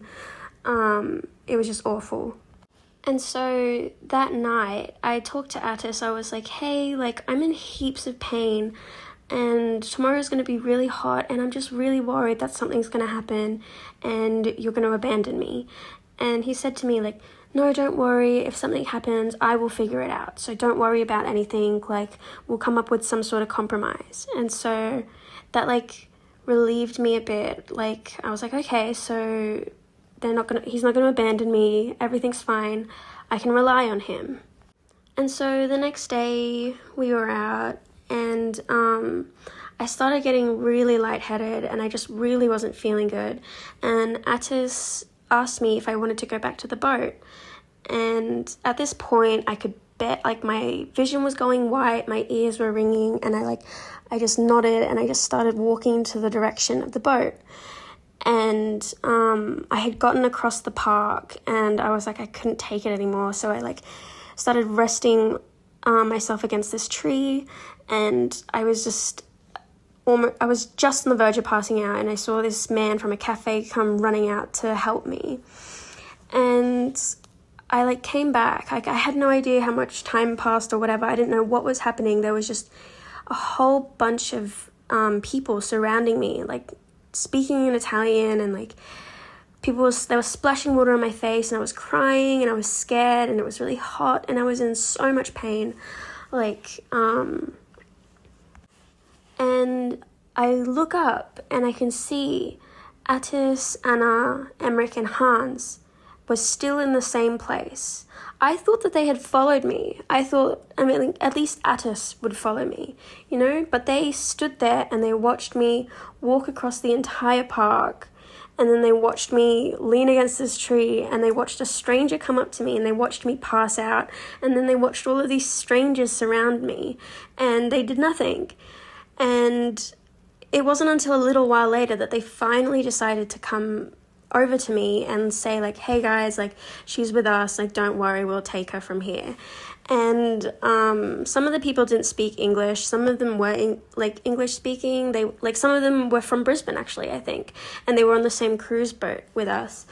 And they were just like really concerned, like they wanted to call an ambulance. Some of them wanted to call like a police to like escort me back to the cruise ship, but they were like, no guys, she's fine, like just she's okay, like we'll take her. And so Attis had lifted me up from the ground, and my legs were really, really weak, like I could barely stand. So I needed help walking, and so Attis was like carrying me, and he was saying to me like, can you stop crying, like you're gonna, like everyone thinks that I'm kidnapping you, and just like guilt tripping me for being upset, being scared and being in pain. Like I was like so happy to see him until he was like making me guilty for being in pain. And so he was just getting super frustrated and super angry, like he was yelling and like making a fuss, like going like groaning. I mean, like everyone thinks that I'm kidnapping her, everyone thinks that I'm a criminal. Like it wasn't just me and him, like it was me, him, Anna, Emmerich and his dad, like they were all there with us. And he was just getting more and more frustrated. And so his dad ended up carrying me the rest of the way to the boat, and I felt awful because he's like an older man and he had to stop and like take breaks, and it was just taking a really long time, and it was really frustrating for like everyone, I'm sure, and I felt awful. I was super embarrassed. And so we get back to the boat and all of us are in the room, and Attis is still going on about like being frustrated and angry, and I was just asking them if they could like just stay with me for a while because I was in a lot of pain. like I was suffering like so much, like I was in so much pain and I was still scared. Like I was kind of almost having a panic attack because of what just happened.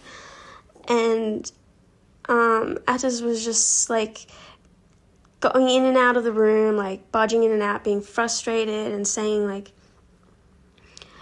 Anna, Emmerich, just leave. Like, she's obviously not going to get better. I have to sit here and waste my holiday and just look after her while she sleeps. And I remember, like, looking over at Anna and just crying to her, saying, like, why is Atis so mean to me? And she was like, oh, no, like, he's not mean, like, he loves you, like, he calls you darling. And, like, obviously, like, I don't have any close relation with Emmerich, so he was just kind of, like, standing by the door, just, like, looking over me, like, sad. Atis was constantly in and out of the room, like, storming out, like, groaning and, like, being frustrated, you know, like. And then finally he was like, come on guys, let's just go. Like, she's obviously not going to get better. And so everyone just left. And I remember that night when Atis got back, he was upset with me because I wasn't excited as he wanted me to be when I saw him. And it got to the point where Atis was screaming and yelling in my face. Like, his face was going red by like how angry he was, and he was like shaking his fists in my face and just like messing things up and like just, and it was just so scary. Like, I remember being like absolutely terrified. And on the last day of the cruise, he just couldn't stop yelling and he was screaming, and I knew everyone could hear us because he was screaming so loud, and he was screaming outside in the balcony, and like there was cleaners like right outside. Like, I could hear people like walking and leaving outside, like getting ready to get off the cruise. And so me and Atis had gotten off the cruise ship before everyone else did, and so everyone met us outside and they could see that I was sitting away from Atis, just bawling my eyes out. And they came over to me and they were like, oh my gosh, what happened? Like, is everything okay? And I told them, I was like, me and Atis were fighting and I'm scared. Like, it was so scary. It was like traumatizing. Like, he was punching the walls and screaming in my face, and Anna was there. She heard everything. Like, she could see the blood on Atis's fists.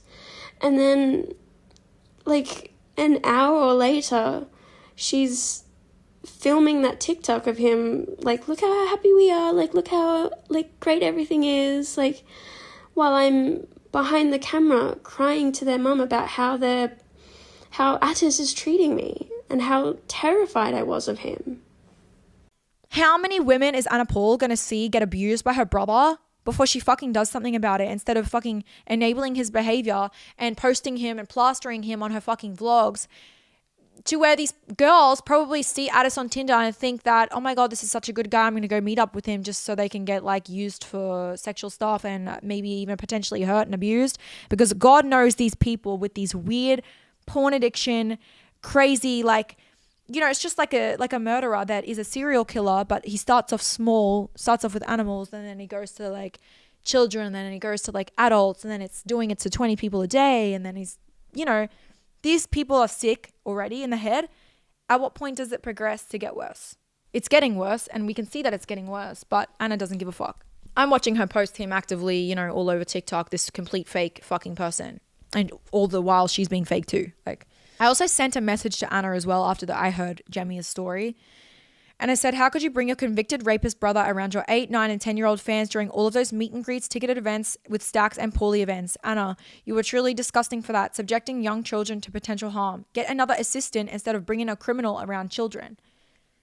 I didn't mention Jemia at this time because I just didn't want them to hurt her or comfort her or anything like that. But obviously I had no problem sending that to Hans because I know he wouldn't say anything. But like, of course she didn't reply. Of course Hans didn't reply. Like, nobody fucking replies. They just ignore until everybody forgets. Everybody forgets because everybody forgot what he did to Alice. And nobody knew what happened to me because I never fucking told anyone because I'm a weak piece of shit person. And you know what? I kind of blame myself for what happened to Jemia, because you know what? If I open my mouth loud enough, mouth loud enough, maybe these women would know and not want to fucking be around him, and so they couldn't get hurt. Like, you know what I'm saying? Like me with Alice, I was already getting abused beforehand, but you know, she told me and she posted stuff. She was posting it and I knew these things and I stayed and like whatever. But I could have prevented a lot of this shit from happening by just posting earlier than I did. So I'm trying to right my wrongs. I'm posting right now. I'm telling you guys, this man is a convicted person that has done shit to women, and he's done shit to me. He's done shit to Jemia, and he's probably dating someone right now, and it's probably happening right now, and she's probably crying to Anna, and Anna's probably convincing her to fucking stay right now. And if you are somebody that's dating Addis and you're watching this out of curiosity, you need to run so fucking far away. Now, I'm going to talk about Glenn. I'm going to talk about Glenn for a little while. Just a little bit, because I don't want to say too much. This is a Christmas photo of us all. I think it's so funny. It's so long ago. But I just want to say that over the time that I lived with that family, you know, Glenn had dated Anna for 8 years. I think that a lot of the things that I experienced and a lot of the things I feel that weren't right that happened to me, I think a lot of those happened to Glenn. In my opinion, I think Anna exploited Glenn. I think she exploited his kindness. I think she took him for a ride. I think she used him as a puppet. I know she cheated on him, and I know that she's lied in everybody's faces, allowing the bullying to go to him, allowing people to suspect that maybe he cheated on her, because, you know, that was the first rumor that came out when the breakup happened, that Glenn was a cheater and there was a close friend story and all this BS that was completely fake and made up. And I know she cleared it up, but that shit never really goes away. You know, Glenn's reputation is tarnished because, you know, that came out in the first place. So I'm just going to go on the record and say Glenn never fucking cheated. He would never cheat on her. He did nothing but be a good boyfriend to her. He did a lot for her. He would drive her around long road trips. Of course, they had their disagreements like anyone would. I mean, Anna would post about that on TikTok, you know. He didn't like the fact that Atis took OnlyFans photos of us. He didn't like it. Like, of course he didn't like it. What the fuck? Holy fuck, why was I sitting there posing up? That's what I want to know. I'm starting to realize that this whole podcast is making me look like the real clown compared to anyone, and I'm so happy about that. I do not care. I do not care if I'm the one that looks like the clown here, because yes, I knew it all and I was still fucking sitting there, standing there. Anyways, Glenn's a nice fucking person. He did a lot. He would stand up to Atis a lot when Atis would be doing stuff to me, like, you know, suicide threats and whatnot, carrying on screaming. He would kind of come in and, you know, Atis would kind of shut up and stop, because Big Glenn's in here. You don't want to fuck around. Like, you don't want to fuck around, all right? Family, sweetest people I know. Some of, you know, Steph has been a friend of mine for years now, since I first got introduced. And we always will be friends. And I'm sure she's friends with Anna too. And I think that they always will be friends and family too. And I think there's a lot of forgiveness that could go around here. Yeah, I'm just sick of that rumor about Glenn being a cheater, because Anna's the cheater. And I know other things. I don't even want to talk, all right? I'm not saying drama. I'm not saying tea. I'm not saying names. I am going to be telling a story on behalf of Jemia. Very early on, we were all walking through a mall when a young fan came up to us and was calling Anna's name. I looked over at Anna and she didn't turn her head once. The fan came up to me and said, "Hi, is that Anna?" I tapped her on the shoulder to get her attention. Only then did she turn around. Later, her and Addis both told me to ignore fans that call out her name. I remember thinking that it was so sad. Even though I am a very shy person, I would sometimes smile at them to let them know they were acknowledged, even though I knew they could care less about me. She would say how her fans were so annoying, and she would always make fun of what they said, and if they stumbled on their words. They were just excited to see someone they looked up to. She would always tell me how she would look for something on them so she could compliment even if she didn't like it, just to appear like she cares and is more nice. In the end, Anna is a calculated businesswoman. She knows what works for social media. If anyone remembers the TikTok she posted of her walking to Turkey in a white dress, just know she knew exactly what she was doing. We all stood to the side for maybe 30 minutes or more. I never had a problem with waiting for Anna to film for videos, just giving a time frame. While Anna and Amerik walked up and down the street to get the perfect take. She then showed me the video and said, "See, that man is looking at me." All the comments will be saying, "Oh my God, look at that guy in the back checking her out." And she was 100% correct. After it was posted, she showed me the comments and everything she said was there. She knew people would find the men looking at her creepy, and she knew they would comment about it, and she knew it would boost the algorithm. She's smart with what she does.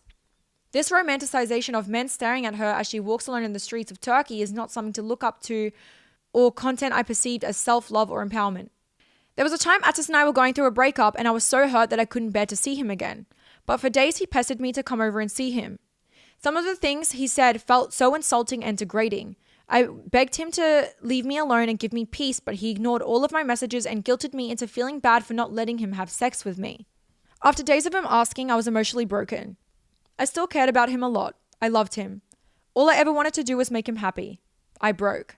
He told me, I hope you'll enjoy it. I told him, I won't. He even acknowledged, then that's rape. I replied, but at least you'll be happy, right? After he was done, I locked myself in his bathroom and threw up because of how horrified I was to how he could do that so easily to someone he said he loved and cared about. Still days after, he would continue to ask for sex. It was tormenting. He never truly apologized or acknowledged what he did to me or how it made me feel. Being disabled, I was always expected to take the short end of the stick. I would feel left out and told to just feel happy that we're happy. I had no option but to oblige. Even when I begged not to be left alone after a health episode, I had no choice. It felt like asking for a compromise was like asking for him to perform the most heinous acts of man. He ended up enraged, screaming until his face went red and punching the wall so hard his fist bled. It was extremely traumatic. And even though I was terrified and shaking, I couldn't see it because my eyes were full of tears. I tried to find band-aids for his wounds. I remember very early on before he had introduced me to Anna, I had jokingly said I should start an OF because I was extremely broke. He immediately called me. We had never called before, so it was surprising, saying if I was going to start one, he knows exactly how to run one. I had to awkwardly explain that I was just kidding and I personally wasn't open to starting one. He said that if I ever changed my mind to let him know. Knowing how he took advantage of you under the guise of managing you and taking 50% of your income, it scares me to think that maybe he was planning on doing something similar with me. And interestingly enough, he hated whenever I posted pictures of myself, thinking I was posting for male attention. Mind you, I used to have 60 followers and 90% were girls on Instagram. During a disagreement over this, I asked how he could ever be okay with what Mikeala had posted. And he said she did it for $300K a month, as well as saying, you crave male validation and that it was emotionally traumatic for him. But after speaking to you, I found out he had no problems with it at all. What? He's talking shit to the new girlfriend, acting like it was so traumatic for him that I had to post this on social media for money that he was gladly taking 50% off. Oh, this man will say anything to manipulate a girl. So he just did not want her to post photos of her looking good about herself. He was very manipulative. I knew that. I tried so hard to make him see how his words were not acceptable behavior. I believed him when he said he'd changed. When he said he'd change. I begged him to go to therapy. I wanted him to be a better person, not for me, but for himself. His actions were hurting the people around him that he cared about, and I wanted him to see that. I ended up trying to end things with him so many times because our relationship was breaking me apart, but after a week or so, he'd message me again and just happened to say the right things that honestly should have been said during the relationship, not when it was over, and I'd fall back into him. I don't blame this woman. And I don't want a single person blaming this woman because you have not experienced the wrath of him and his family and their coercive acts. There's no coincidence that you have Alice, you have me, you have Jemia, and whoever else was after, because this was in 2024. You don't understand, and there's no coincidence that all three of these women that have extremely traumatic childhoods, mind you, are willingly able to be convinced to come back. It's just, okay. I just have to say that. And hurting women, Addis, then like something needs to happen. Someone needs to speak. Someone needs to say, that's why Jemmy is sitting here and giving a statement. That's why I'm speaking. That's why Alice is in my messages saying, please post. Don't be scared. What do you have to be scared for? You know, she was scared. She got bullied. She got bullied off the internet. She's gone quiet now. She's living her little life, trying to be happy. Now I've been protecting my peace, but my peace is no longer protected. Like, I'm always being exposed to new information and it's just really getting at me, and I'm not all the way healed. Like, I know I've had years and years and years to just process and accept everything. And while I have sometimes new information, just I don't know, just keeps me up at night, basically. First of all, I want to say that everything that happened in 2021 changed me. It really did. I was no longer the same person after all that.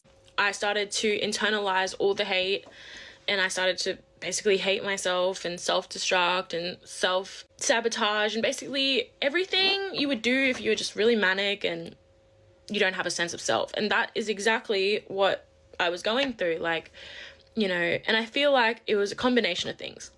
One, having the whole internet kind of come at you for being a compulsive liar and all that, and then throwing your trauma in your face. Like, that is just a really hard thing to accept and manage. The other thing being that my best friend actually messaged Anna and completely dogged me. And I found out because her friend sent me a screenshot of what she was saying, which, thank you, by the way, if you're watching this, like, from the bottom of my heart, because I'm a loyal friend. Like, I would have probably still been friends with her to this day if I didn't know she said that. So I thank you for that. Another thing is, the school I was at, I was getting bullied at, like, relentlessly. It was crazy. Everyone was talking about it in school. I couldn't finish school, especially when everyone thinks that you're, like, you know, I was really worried something was going to happen to me, and my mental health was just deteriorating. Like, I suffered with really bad depression and anxiety after that, and I still suffer to this day. And knowing I still suffer from something that happened years ago is a weird feeling, because I like to think I'm strong. Like, I want to think, oh yeah, like, I'm strong, I don't, you know, but like, I'm like half strong, I would say. Like, you know, I've got over most of it. I stopped doing the horrible things and, like, self-sabotaging, and, you know, like, I'm becoming more aligned, but I'm not all the way healed. And it's just weird because this is all coming up, and I'm, like, in this weird limbo of, like, I still am not where I want to be, and it's weird because I don't know what to say, but I'm not going to protect this fucking family because they're fucked. And the weird thing is that I actually started to feel a little bit bad for them, and I don't know why. I don't know why. This is seriously, like, a nasty family. If you bother to research things that they've said and done, like, you would realize that. But I just want to show you guys. So everyone was saying I was cancelled in, like, March, because that's when it all came out, and, like, after then everyone was commenting, shut up. You know, all the hate comments started March onwards. You know, anytime I would say anything about that family, about even receipts, no one wanted to hear it. So I had to actually filter out my comments. So these are all the words that I had blocked off my comment section for years. So how did this all come up? So they won, right? I lost. Everyone believed them. They have the money, they have the fame, they have everything, and I'm just the liar. I didn't even get to finish school. Like, I really had nothing, and they were still talking about me. Keep in mind, I was 17 at the time. They are actively bullying a 17-year-old girl. They already showed up to my house when I was 14, but anyway. So this is Addis sending my TikTok into their group chat a year after everything happened, trying to do winged eyeliner and makeup and have her tits out on a video. Guys, do you guys see why I absolutely fucking hate this? And that's Anna saying, take the money and go. Also, I wanted to briefly mention that Anna is saying shut up and take the money because Addis actually messaged me through Mikeala's account saying, like, offering me $42,000 during a mediation to help resolve the whole thing. Yes, I was 17, $42,000, like, that's good money, but I just wanted to let you guys know I didn't take it. I want to remind you guys that they had power, fame, everything, and they wanted to come for me, and I literally had nothing. I didn't even have my own identity at that point, and I just want to show you that because, like, in case you're like, oh, I feel a bit bad for them, they did not feel bad for me, not even in the slightest, and they still continued to bully me. So this is Anna also lying in a comment section about the age gap. And she and her brother have the audacity to call me a liar. She's lying. Also, I'm so thankful that Addis's old friends actually came forward helping me with evidence because they knew that I was telling the truth. Everyone from Bribey knew I was telling the truth. The only people that didn't want to believe it are the people that loved the Pauls so much. Those are the only people that didn't. And then once that video came out and that I was accused of being a liar, everyone was just like, okay, let's forget it now. Let's forget it. And it was just really horrible. So this is proof of the message. Addis sending it on Mikeala's phone. Now, before you're like, oh, but how do you know it was Addis?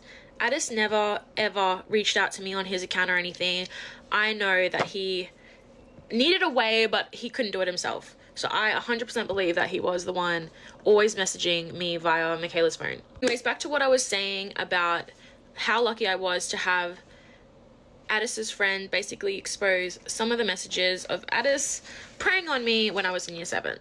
This is a real message that he sent to one of his friends back when I was in year 7. I was 12 years old at the time. This is another one saying that he's been waiting for me.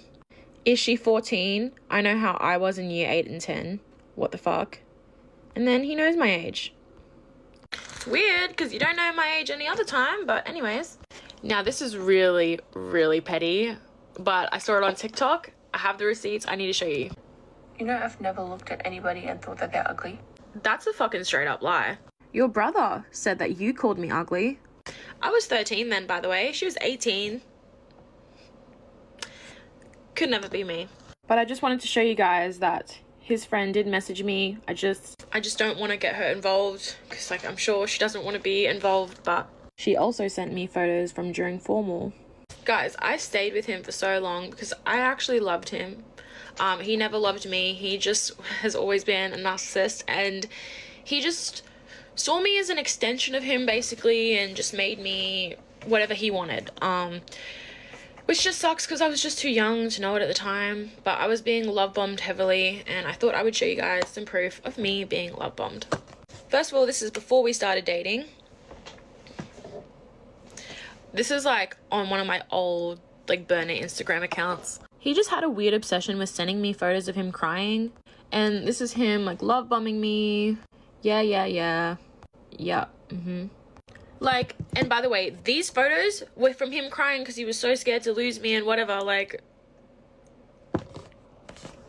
oh God. And I saved it thinking like, oh my God, he loves me. If you thought I was done, you're wrong. I just want to show you some messages that he would send me. This is like him, like, it's clearly manipulative now looking back on it, but at the time I just had no idea. Like, this one's so concerning. He's like, how quick you stopped being mad and started being understanding and nice was seriously the biggest turn on, not sexually, but with my feelings and love. I'm guessing we had a fight and then I stopped being mad at him. I feel like this was over the fact of when Anna called me ugly, by the way, because I was really upset about that and he gaslit me and made me apologize to his mum. But anyway, this is just another like love bummy ass message. I'll throw myself off a bridge to protect you. Like, what is his obsession with violence? Like, I want to shoot something. He's always had, like, tasers, knives, and whatever, like, it's actually really cringe. Now, of course, there was a lot of proof from during the relationship submitted to court, so I'm not going to show you those on here. The court case is done, but I just want to show you guys what love bombing looks like from this fucking loser. You know, she messaged me a lot about the copying stuff. You know, Jemmy likes F1. All of a sudden, Anna's doing F1 and she's getting invited to the F1 championship, and Anna just always copied everything Jemmy did. I'm so sorry. And as I said before, I didn't want to gossip. I didn't want to bring it up. But as I said, it's a pattern, and that just shows there's something there. There's something in her head where she feels like she needs to be who her brother's dating. I'm so sorry, but that's just the truth, and I don't care if it comes across as drama, because she would copy Alice and she would copy me, and she's copied Jemia, and it's very fucking weird because I never said anything about the copying to Jemia, and she said it first, and I know she experienced it. So everything I've experienced, she's experienced. Everything Alice experienced, I experienced. These people, they're a wrath, and they fucking hit you hard like a fucking category 5 cyclone. This is also another message from Jemia. I have been informed on Mikeala's past and have looked into it myself, but I don't want her past to diminish her story. I choose to reach out to Mikeala in doing so. It shed light onto a lot of my experiences and made me realize the guilt and shame I had felt had nothing to do with me. With every story she told me, I had a similar or exact experience to go with it. It made me feel not so alone. I hope by sharing my stories it can help solidify her claims. I just want to state I'm not doing this for attention. I personally asked Anna to keep me out of the vlogs as much as she could, and I have not watched any of the vlogs I potentially could be in, I am not a big social media person and only use Instagram to post random things I like or find funny. I have never cared about likes or followers, and I doubt I ever will. The whole situation has been really upsetting. I was horrified and devastated to learn of the things happening behind the scenes of mine and Attis's relationship, and it was made worse to find out through DMs by strangers and TikTok videos, instead of from him directly. I trusted him wholeheartedly. And with my disabilities, I ultimately trusted him with my life. I was always completely honest with him. He told me he had issues trusting people, so I answered every question he ever asked me. But in return, he used my words against me in disagreements, made me feel guilty for my past actions that had nothing to do with him, and manipulated them to try and prove that I was not a trustworthy person. I had caught him out on many lies over the year we spent together, but I kept my mouth shut in hopes that once he trusted me, he wouldn't feel the need to lie anymore. Just another way of him taking advantage of me. I mean no malice towards Anna and Attis, but people should be aware of the reality behind any creator they idolize. I hope Anna apologizes. I hope Anna realizes she still has millions of fans that love and support her and will continue to do so. I hope she can tell them not to idolize her, as she is just a character on their screens. I hope that if she truly wants to give back to her fans, she should work with her team to find a way to do so selflessly. I hope she realizes that she has defended Attis in the past, so fans expect to hear about it. I hope she is able to convince Attis to go to therapy, as I have tried countless times, but it seems like she is the only one he'll listen to. Maybe I'm too forgiving, but if her original apology video went in that direction, I'm sure the initial response would have been more positive. That man will never go to therapy. I don't know if he's in therapy. I know that he does drugs. He did drugs in front of me. And that's how he copes. He doesn't actually fix the problems. But anyway. Anna, get your brother to therapy instead of asking me to try and make him so I can get screamed at. I hope Attis can reach out to his victims and apologize, and to be prepared not to be forgiven. I hope he can apologize not for how his choices have affected himself, but how they have affected and impacted his victims. His inability to regulate himself has caused some irreparable harm to those he convinced he cared for. He had called me overly sensitive and emotional, but being completely unable to control oneself in ways he has and expect people to be okay with is in itself delusional. I genuinely do hope they are doing okay. I've tried to reach out as I care about their mental health, but none of my messages have sent through. So I've assumed I've been blocked on their end. And I'm okay with being the villain in their story if this is what it takes for them to take accountability for their behavior. They all enable each other's behaviors with no outside input. And with no outside input, it is difficult for them to grow as people. We learn, we evolve, and gain perspective through our relationships with others. This is crucial for our overall growth as individuals. The fact they stick to only each other only limits their growth, and it seems as though they shut everyone out who doesn't agree with them. It's troubling. I really hope they can see the flaws in their ways and both get the help they need. You must accept that you are not a good person in order to become one. Maybe it's all wishful thinking on my part. Maybe the internet is not as forgiving as I am. And I just want to say, Jemian, that was so beautiful, and I'm so proud of you for being able to come out about your story and give a statement like that. I have my very good doubts about the Pauls ever coming out and admitting to absolutely anything. I mean, the track record is telling. The fact that there's now 3 people that have been victims of SA by Addis Paul, and not just SA, but I mean like physical and emotional abuse as well, is just insane. We all have the same story.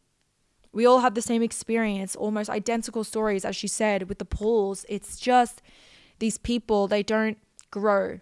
They don't allow people around them. They don't, as she said, they don't, anyone that tells them off, they shut them out. You know, once this is posted, there's going to be a lot of shit. There's going to be a lot of shit. I don't want anybody going to Jemia. I don't want anyone coming to me, and I don't want anybody going to Alice. I want everybody to be going to the Pauls' social medias and telling them that they need to at least acknowledge and accept and be able to grow from this, because they've caused me a lot of damage, and I'm going to get into that in a second, but it's not just me. It's Jemia. They've ruined Alice's life. I have such severe mental health issues now from the shit that I experienced with Addis and Anna and that family in the 3 years that I was around, that has affected just the way I am. Even in the beginning of my fiance's relationship, I was so doubtful. I was so, it took a long time for me to open up to him because of, trust issues and stuff like that with people. I didn't want people around me. I didn't want to spend too much money on someone, or fucking have friends that were too close to me, and I would get fucking weird, and I would always think people are talking shit about me. When you have a friend like Anna calling you fucking ugly and close-eyed, and calling her boyfriend fat and stuff, you start to tweak. You start to think, oh, everyone's like this, everyone's fake, everyone's bad. And the truth is, everyone is bad. Everyone has bad to them. Everyone. I have bad to me. I'm sitting here and I'm no fucking angel. I'm no fucking saint. But have I ever, sexually assaulted a woman and then dragged her online like my brother? Like, have I done to the extent of what Anna Paul and Addis Paul have done to many, many people? No, I have not. And I just think, knowing your brother's convicted, being convicted, and not telling anyone and concealing it and not addressing it is wild. And this brings me to my last and final part, because I know that this is just for the people that support me now, because I know that people in my community that, are on my socials and following along with my life and stuff like that. As I said, I need to say this because I don't know if I said it at the start. Dude, I'm not doing this to gain anything from Anna. I don't care. I'm not jealous of her. I'm not jealous of her brother. I don't want Atis back. I've been doing my own social media for a long time. I've been doing for social media a lot longer than these people. And boy, I've been getting views. I've been getting numbers. I don't need to talk about the Pauls in order to get those. I don't care. And if anything, this is just bringing me unnecessary hate and stress. Like, look how fucking sick and skinny I look. I sat in this bed on my birthday and cried. Like, I didn't do this because I was going to gain anything. I didn't do this for my own gain. I did this because the guilt is just eating me up it's eating me up alive. Knowing what I went through, all right? Knowing what Alice went through, knowing what Jamia went through. At what point is someone going to speak? Nobody wants to speak. Alice spoke for a little while and she got completely bullied off the internet. And Jamia doesn't have a social media presence and we know she has anxiety. I've been too scared for the last, 3 years, and I also spent 3 years in a relationship. So if today is not the day, and the year before wasn't the year, and the year before that wasn't the year, and the year before that wasn't the year, when is someone going to speak up? At what point am I to blame for not coming out and speaking and talking and telling you guys what I went through, so no other girl has to willingly endure anything? Because we all know the Australian government won't, unless you pay $50, you cannot view these documents. This isn't information that you can easily access. But I've put it up here. Nobody has to pay the $50 now. It's on my podcast.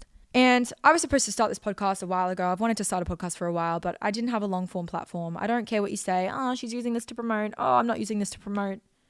I would have posted this on TikTok. I would have posted this anywhere. But who's going to post a 7-hour clip on TikTok of them talking about stuff that's going to get limited and deleted? Like, please.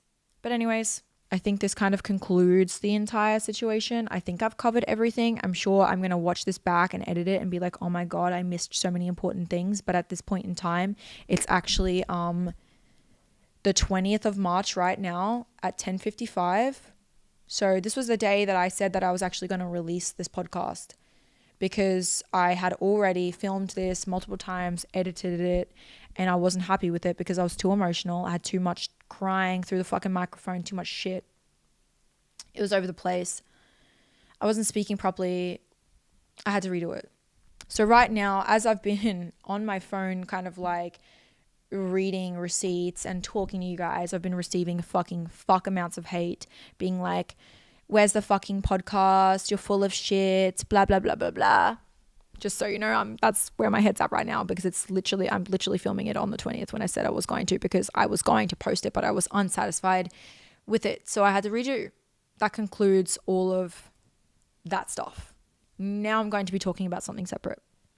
I need to talk about a recent situation that has popped up. So obviously, my video went on TikTok and Anna's response came out, and, she went on to say she felt broke, and it blew up to be this meme. And although the meme is quite actually funny, I think it's actually funny. I was enjoying, seeing people make light of a fucked up situation. And, there's a difference between bullying and then holding someone accountable. I don't necessarily think that it was bullying, because it was just holding her accountable for the fact that she's been lying to everybody on social media for the last fucking 5 years that she's dead broke, when it's just a feeling that she experienced. Duh, that's fucking funny. Like it's an emotion on Inside Out. So pretty much, Drake had his concert here in Australia, and he wore an I Feel Broke shirt on one of his concert days in my city, and then he was seen at the after party wearing like an Anna versus Mikeala like Gold Coast shirt. And so I had posted it on my Instagram story because I thought it was funny. And I was like, oh my God, like he's picked his side, ha ha ha. And then, you know, a dear friend of mine, who I'm not going to name, which is no longer a friend of mine now, unfortunately. So the day before the Drake situation, she had sent me a message sending me a story that Veruca had posted talking about Gabby Petito, talking about how, you know, DV, how everybody turns a blind eye until somebody's, you know, passed away from this.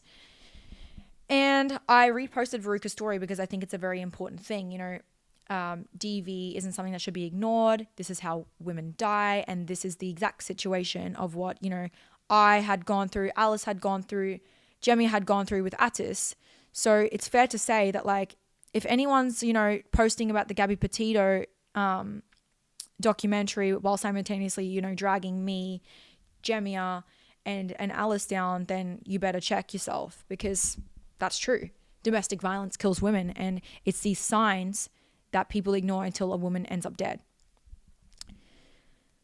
This friend of mine, which is from the United States, which doesn't know Anna, doesn't know Atis, you know, she had previously flirted with Atis in the past, unbeknownst to me, while simultaneously trying to be my friend. She posted the messages on her Instagram story, and she said they weren't flirty, but I read them, and in my opinion, they are flirty. And if you're messaging me, inviting me to the Bahamas, then why are you texting my ex-boyfriend that I'm actively on TikTok crying about, saying that I'm like having BPD moments and stuff? This person goes on to post on her own social media saying some really disgusting stuff. And I'm only talking about it because this was a friend that I had been posting with for a really long time. We had a bunch of photos. We were really hanging out. She was coming to my house in Australia a lot. So it was just really fucked to see someone saying this. And I didn't want it to mean anything. I didn't want people to see this and think that, you know, discredit everything I fucking ever said.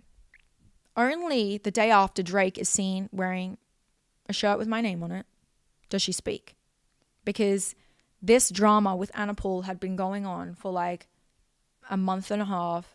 She had messaged me asking me about the drama. I told her all of it. She already knew some of it because we've literally, in this very bathroom over here, I've told her some stuff about the Paul family, and I remember getting teary, and then I was like sitting around and like telling her and stuff, and then she was like, oh my God, like that's so messed up, but like I like that stuff, so like I don't know how, like I just can't relate because I like that type of stuff, like talking about the SA shit that I went through, which was my first red flag. And I thought, you know, I'm talking about SA and I was unconscious, like what relevance does that have? But, you know, whatever. I just thought, you know, that's her personality. She's quite sexual. She's quite vulgar, whatever. Like, I just let it slide. But I noticed that this person, even after this instance, like I had told her about Atis, I had told her about Anna and things I went through. She would post pictures of Anna on her story, like repost her photos. And, you know, she still kind of like remained a friendship with Anna online. But it wasn't really a friendship. I mean, they barely texted, and anytime Corinna would invite Anna out to do something, like Anna just would never show up or not come, and like, you know, her invites just fell on deaf ears. But I mean, Corinna's invites I showed up to, and I would hang out. We've been to, did I say her name? Oh my God, I said her name. I don't care anymore. It's so funny because she did this the other day on her Snapchat too. And I just look back now and I just feel sad. But like, you know, she was a good friend of mine, I thought. You know, we traveled, we went to Maldives, Dubai, Australia, Bali, Fiji. She's come to stay in Australia for like a month at a time, and we got to know each other really well. My fiance really liked her. We thought she was a really nice lady. You know, she told me a lot of things about her life, and I really thought she was an empathetic, nice person. But I did notice over time things, you know, that she would do that would upset me, like microbullying, and, you know, she was a little bit of a pick-me, and I noticed with her other friends, she didn't have boundaries with men, and she didn't care about losing friends with men and stuff like that. So it was just really, I just thought, oh, like, maybe she just does that to other people, but she wouldn't do it to me, but she already did with the other stuff. So it was just, anyways, so I was close with this person, and then, you know, Drake wears the shirt. She had already kind of messaged me being like, it's too far about the Gabby Petito stuff. So I was like, girl, what do you mean? What's too far? I don't get it. But I didn't think she'd post. I thought we were just going to have a fight. I thought she's very close-minded, and she doesn't see what I'm trying to say here. I'm trying to say that DV, in all types of DV can kill women and that people should be weary. That was the movement behind me reposting Veruca's story. But she didn't have a go at Veruca, she had a go at me. She posts on her story. I literally wake up to this. Like, I'm in Bali. It's my birthday trip. And I need to do the podcast. I'm waiting and all this stuff. I had redone it. And I wake up and I check my phone and I've got all these hate messages on my Instagram. And this is what she's written. I'm done sitting here in silence while other people suffer over someone I have first-hand experience with. The only difference in the situation is she is doing it publicly years later for her own personal gain.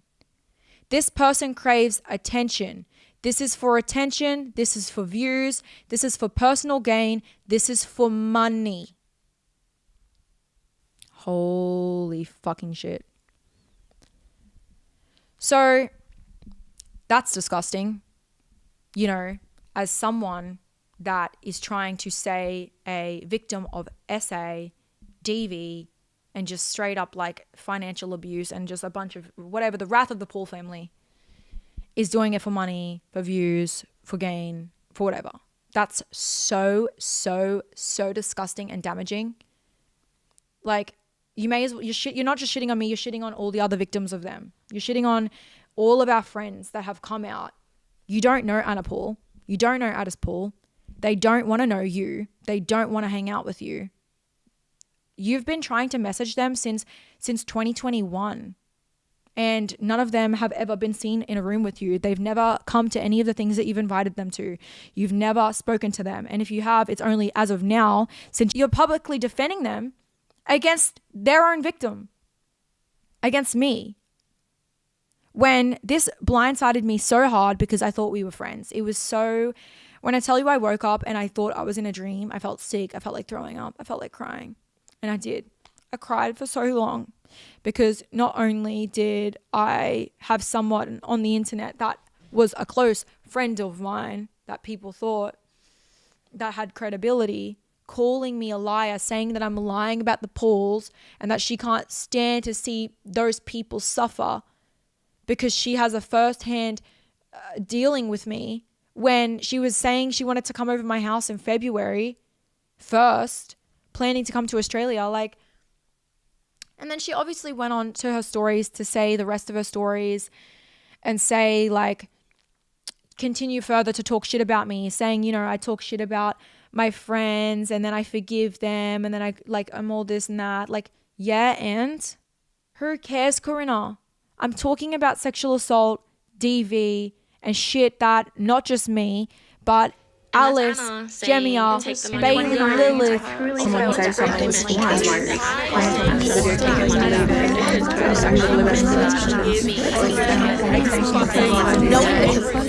Finally coming out was one of the best things I've ever done because I can breathe, I can sit, I can relax with myself. If I died tomorrow, I'll be happy because I fucking told the truth. I came on the internet and cleared a girl's name.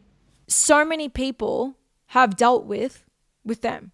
There must be something wrong with you to be able to just jump online and just straight up slam me to the ground as someone that has slept in my house, has slept next to me, has gotten to know me, has spent time with me.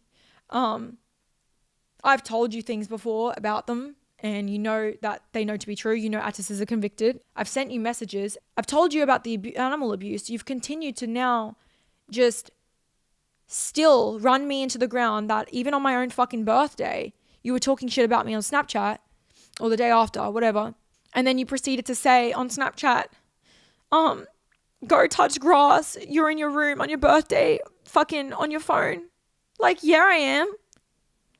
You want to know why I'm in my room on my fucking 25th birthday? Because I'm a real fucking victim of abuse. A real fucking victim of that fucking family. And I'm a real fucking victim of you. Because I've been nothing but brave and confident and ready. And it's taken me years to fucking say this story. It's taken me such a long fucking time to come on camera and speak and say the shit I witnessed, to say my fucking story, give receipts, back Alice up, fix my wrongs. Because I hurt that girl. And it fucking ate me alive up every day to know that I had these receipts on my laptop. I had the proof and I wasn't fucking showing anyone because I was weak as fucking piss. And me not speaking up caused Jamia to get fucking hurt. Maybe if I fucking blasted this fucking scumbag and this family's name already earlier, she wouldn't have had to deal with what she dealt with. And I know the type of person you are, Karina. You're going to be sitting there and just be thinking like, you so want to be right. You so want to be right. You don't know these people, but you're going to sit there and somehow try and make up a bullshit lie of how this whole video is bullshit and all the receipts you've just seen is somehow fake because you're so delusional. And then you're going to convince yourself, oh, well, it doesn't matter because Mikeala's a bad person because she talks shit about her friends. And then she causes drama and she doesn't have a consistent friend in her life because you keep babbling on about that on your Snapchat story like it means something. Like, duh. Maybe it's true. Maybe I don't have stable friendships, relationships, things in my life because I'm a traumatized person. I have BPD. I have PTSD. I have mental problems because of the fucking abuse I've endured. And I'm telling you that family made it worse until I took it upon myself to fix myself and to have you on your fucking Instagram story with your 7 million followers sending me fucking hate, making me cry on my birthday trip, making me cry on my birthday, making me cry on my bed. You don't fucking know these people. It makes me so upset and angry. Like, you want to see me die or something. I never said I'm perfect. And it's okay if you want to post now, you want to choose now that I've come out about a sexual assault story to say that you hated me all along and I'm fucked and this and that. Should have said it earlier, should have said it after. You're just conveniently posting it all while saying you don't want to see people suffer. Like that I'm doing this all for money and publicity and views because I'm talking about Anna and Addis Paul. You're defending abusers. You have a parasocial fucking friendship with them, a parasocial fucking relationship with these people. Like, and it's so sick and sad to watch. And it's so sad that we had to go down this far and I had to get on Snapchat the other day and fucking start saying things I shouldn't have said. And I actually will say, even though I should never say sorry, because what you did to me is so fucking unforgivable and disgusting and horrible. To wake up and this person that you thought were friends with is defending someone that raped you and bashed you and did this to other women. And then you've sent all these hundreds of people to come and tell me I'm a liar and kick me to the ground. But anyway, I will say I'm sorry for jumping on Snapchat after you've antagonized me multiple times on your Snapchat, posting about me, poking the bear, pushing me to the limits. I'm sorry for saying what I said. I didn't lie about what I said about you, but I'm sorry for taking it that far and exposing personal, intimate things, which other friends of ours now have felt bad for you for and run to you and scurried to you to comfort you. Like you're the one that needs comforting because, oh, I pushed Mikeala too far. She's a real fucking victim. I do have BPD. I will get on Snapchat and talk my shit and say shit I shouldn't say. So you can sit there and posting all your stories and tagging my old assistant and my other friend that you don't even like to be like, look, I'm right. This is why Mikeala loses friends. I'm right. That doesn't discredit me as a victim. That doesn't discredit me as a victim of SA, abuse. It doesn't change anything. You started this and you've hurt me. And as I said, like, I never want to hear from you again. And I'm sure you don't want to hear from me again. And I don't care. But I had to address this in the video because I know people that support and love me saw that fucking shit.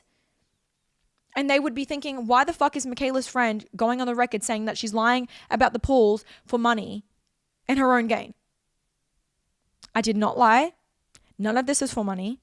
I'm not getting any money. I have been losing money because I haven't been outside. I haven't been posting content. I haven't been doing anything. All of my social medias are going down to nothing. My AdSense is down. I got a little bit of money yesterday when I was talking on Snapchat about you when you were talking about me first. So thanks. At least I'm going to make something from that. Maybe I can pay my rent this week. Yeah, I don't want to hear from you. I don't want to hear from any of the friends around you that have completely... They know everything about the pools. They know it's all true. One of them witnessed half of fucking the leftovers from them and the shit they left us with. She had to clean everything. Whatever things I've done to friends that like I'm fake to, or I said things about and then I've forgiven, like who gives a fuck? I really don't care. And anyone that's not standing with me right now, that is in my inner circle, I don't care. Like, never talk to me again, never speak to me. If you have not checked up on me, then you're not a real friend to me. And if you're running to comfort Corinna because I outed her on my Snap and said some things I shouldn't have said because she kept poking me and calling me and like calling me a liar about shit that I've experienced when I'm actually a victim and I will fucking go crazy, then like never fucking speak to me again. As I said, this podcast makes me look more like a fool than any of these other people in here, because not only am I a victim, but I'm also an enabler as well, and I take full responsibility for that. It's taken years. It's taken being engaged to another man that can give me another perspective that isn't abusive to realize the situation that I was going through. And as I've said many times throughout this whole ordeal, the hardest thing to come to terms with is my actions. Why do I act this way? Why do I feel that way? Why do I respond in a manner that isn't normal? Why do I think these things sometimes? Why do I sometimes treat people like this and then sometimes I treat people like this? Why do I fight with friends sometimes? Why do I this? And you know what? It's because I have mental problems. Yeah, I have BPD. I developed BPD, and I think I developed it during that relationship afterwards, because that's when I got diagnosed. I was that badly abused and traumatized that, and probably in childhood too, that definitely played a part. That's, the building blocks for the brain. With the PTSD and the shit like that. And I know people that are normal that don't have mental health problems in their lives. They're probably just looking at this and rolling their eyes. Like, mental health is real. Mental health is a real disability. And I lived with a family that would tell me that, like, until obviously towards the end when they were trying to convince me I had the fucking BPD, would tell me that, like, oh, depression isn't real. Like, depression isn't real. But Atis is trying to kill himself every week. It just didn't make sense, Mental health is a real thing that affects real people, and it has long-lasting fucking effects. So, yeah, I have BPD. I'm not saying that's an excuse for my actions, but I've been working so hard to heal and fix and understand my actions so I don't do them, because I know I'm not perfect. And it feels so out of my control. It feels so out of reach, so out of touch, so out of everything. But I'm posting this so I can breathe. I can know that I'm saving a girl from experiencing what I experienced. I'm fixing what Alice had to go through somehow, if I have a shred or a crumb left of fucking audacity to even say that. But, I participated in what happened to her, and I want to fix that now. Post the receipts I have, clear it up, and also post Jemia's story and statement. I don't care what anyone has to comment or say. I'm not going to be reading them. I'm not going to be listening. I know that the pools have a lot of parasocial fans that are just absolutely ruthless. You could have receipts in front of their face and they will not listen. I don't know how this podcast will do. I haven't tried to make sure I'm speaking properly or anything like that. I don't really care. All I want to do is get the facts, the information, and the receipts out as much as I possibly can. And that's it. My episodes after this episode, I will not be speaking about anything to do with the pools, just because I don't want to. And this is me putting it to bed, laying it to rest, and burying it in the ground. So I would just, if the people that have respect for me and stand me, I just want you to know that I would really appreciate it and respect it if you did not, ask me any more questions regarding the pools. I hope I covered everything in this video, and I want everybody to have a good 20th, a good Thursday night. As I said, I'm filming on the day I said it was going to be released. I've got so many comments here hating on me because I didn't come through with what I said I was going to do. I'm about to order a big McDonald's meal and eat because I have not really eaten. Between the last 3 days, I've had 2 coffees and some milk coffee biscuits and a couple chicken nuggets from Max. So I'm fucking starving. The hunger's starting to kick in now. I can already feel my body's already healing from getting this information out. Oh, it feels good. Anyways, guys,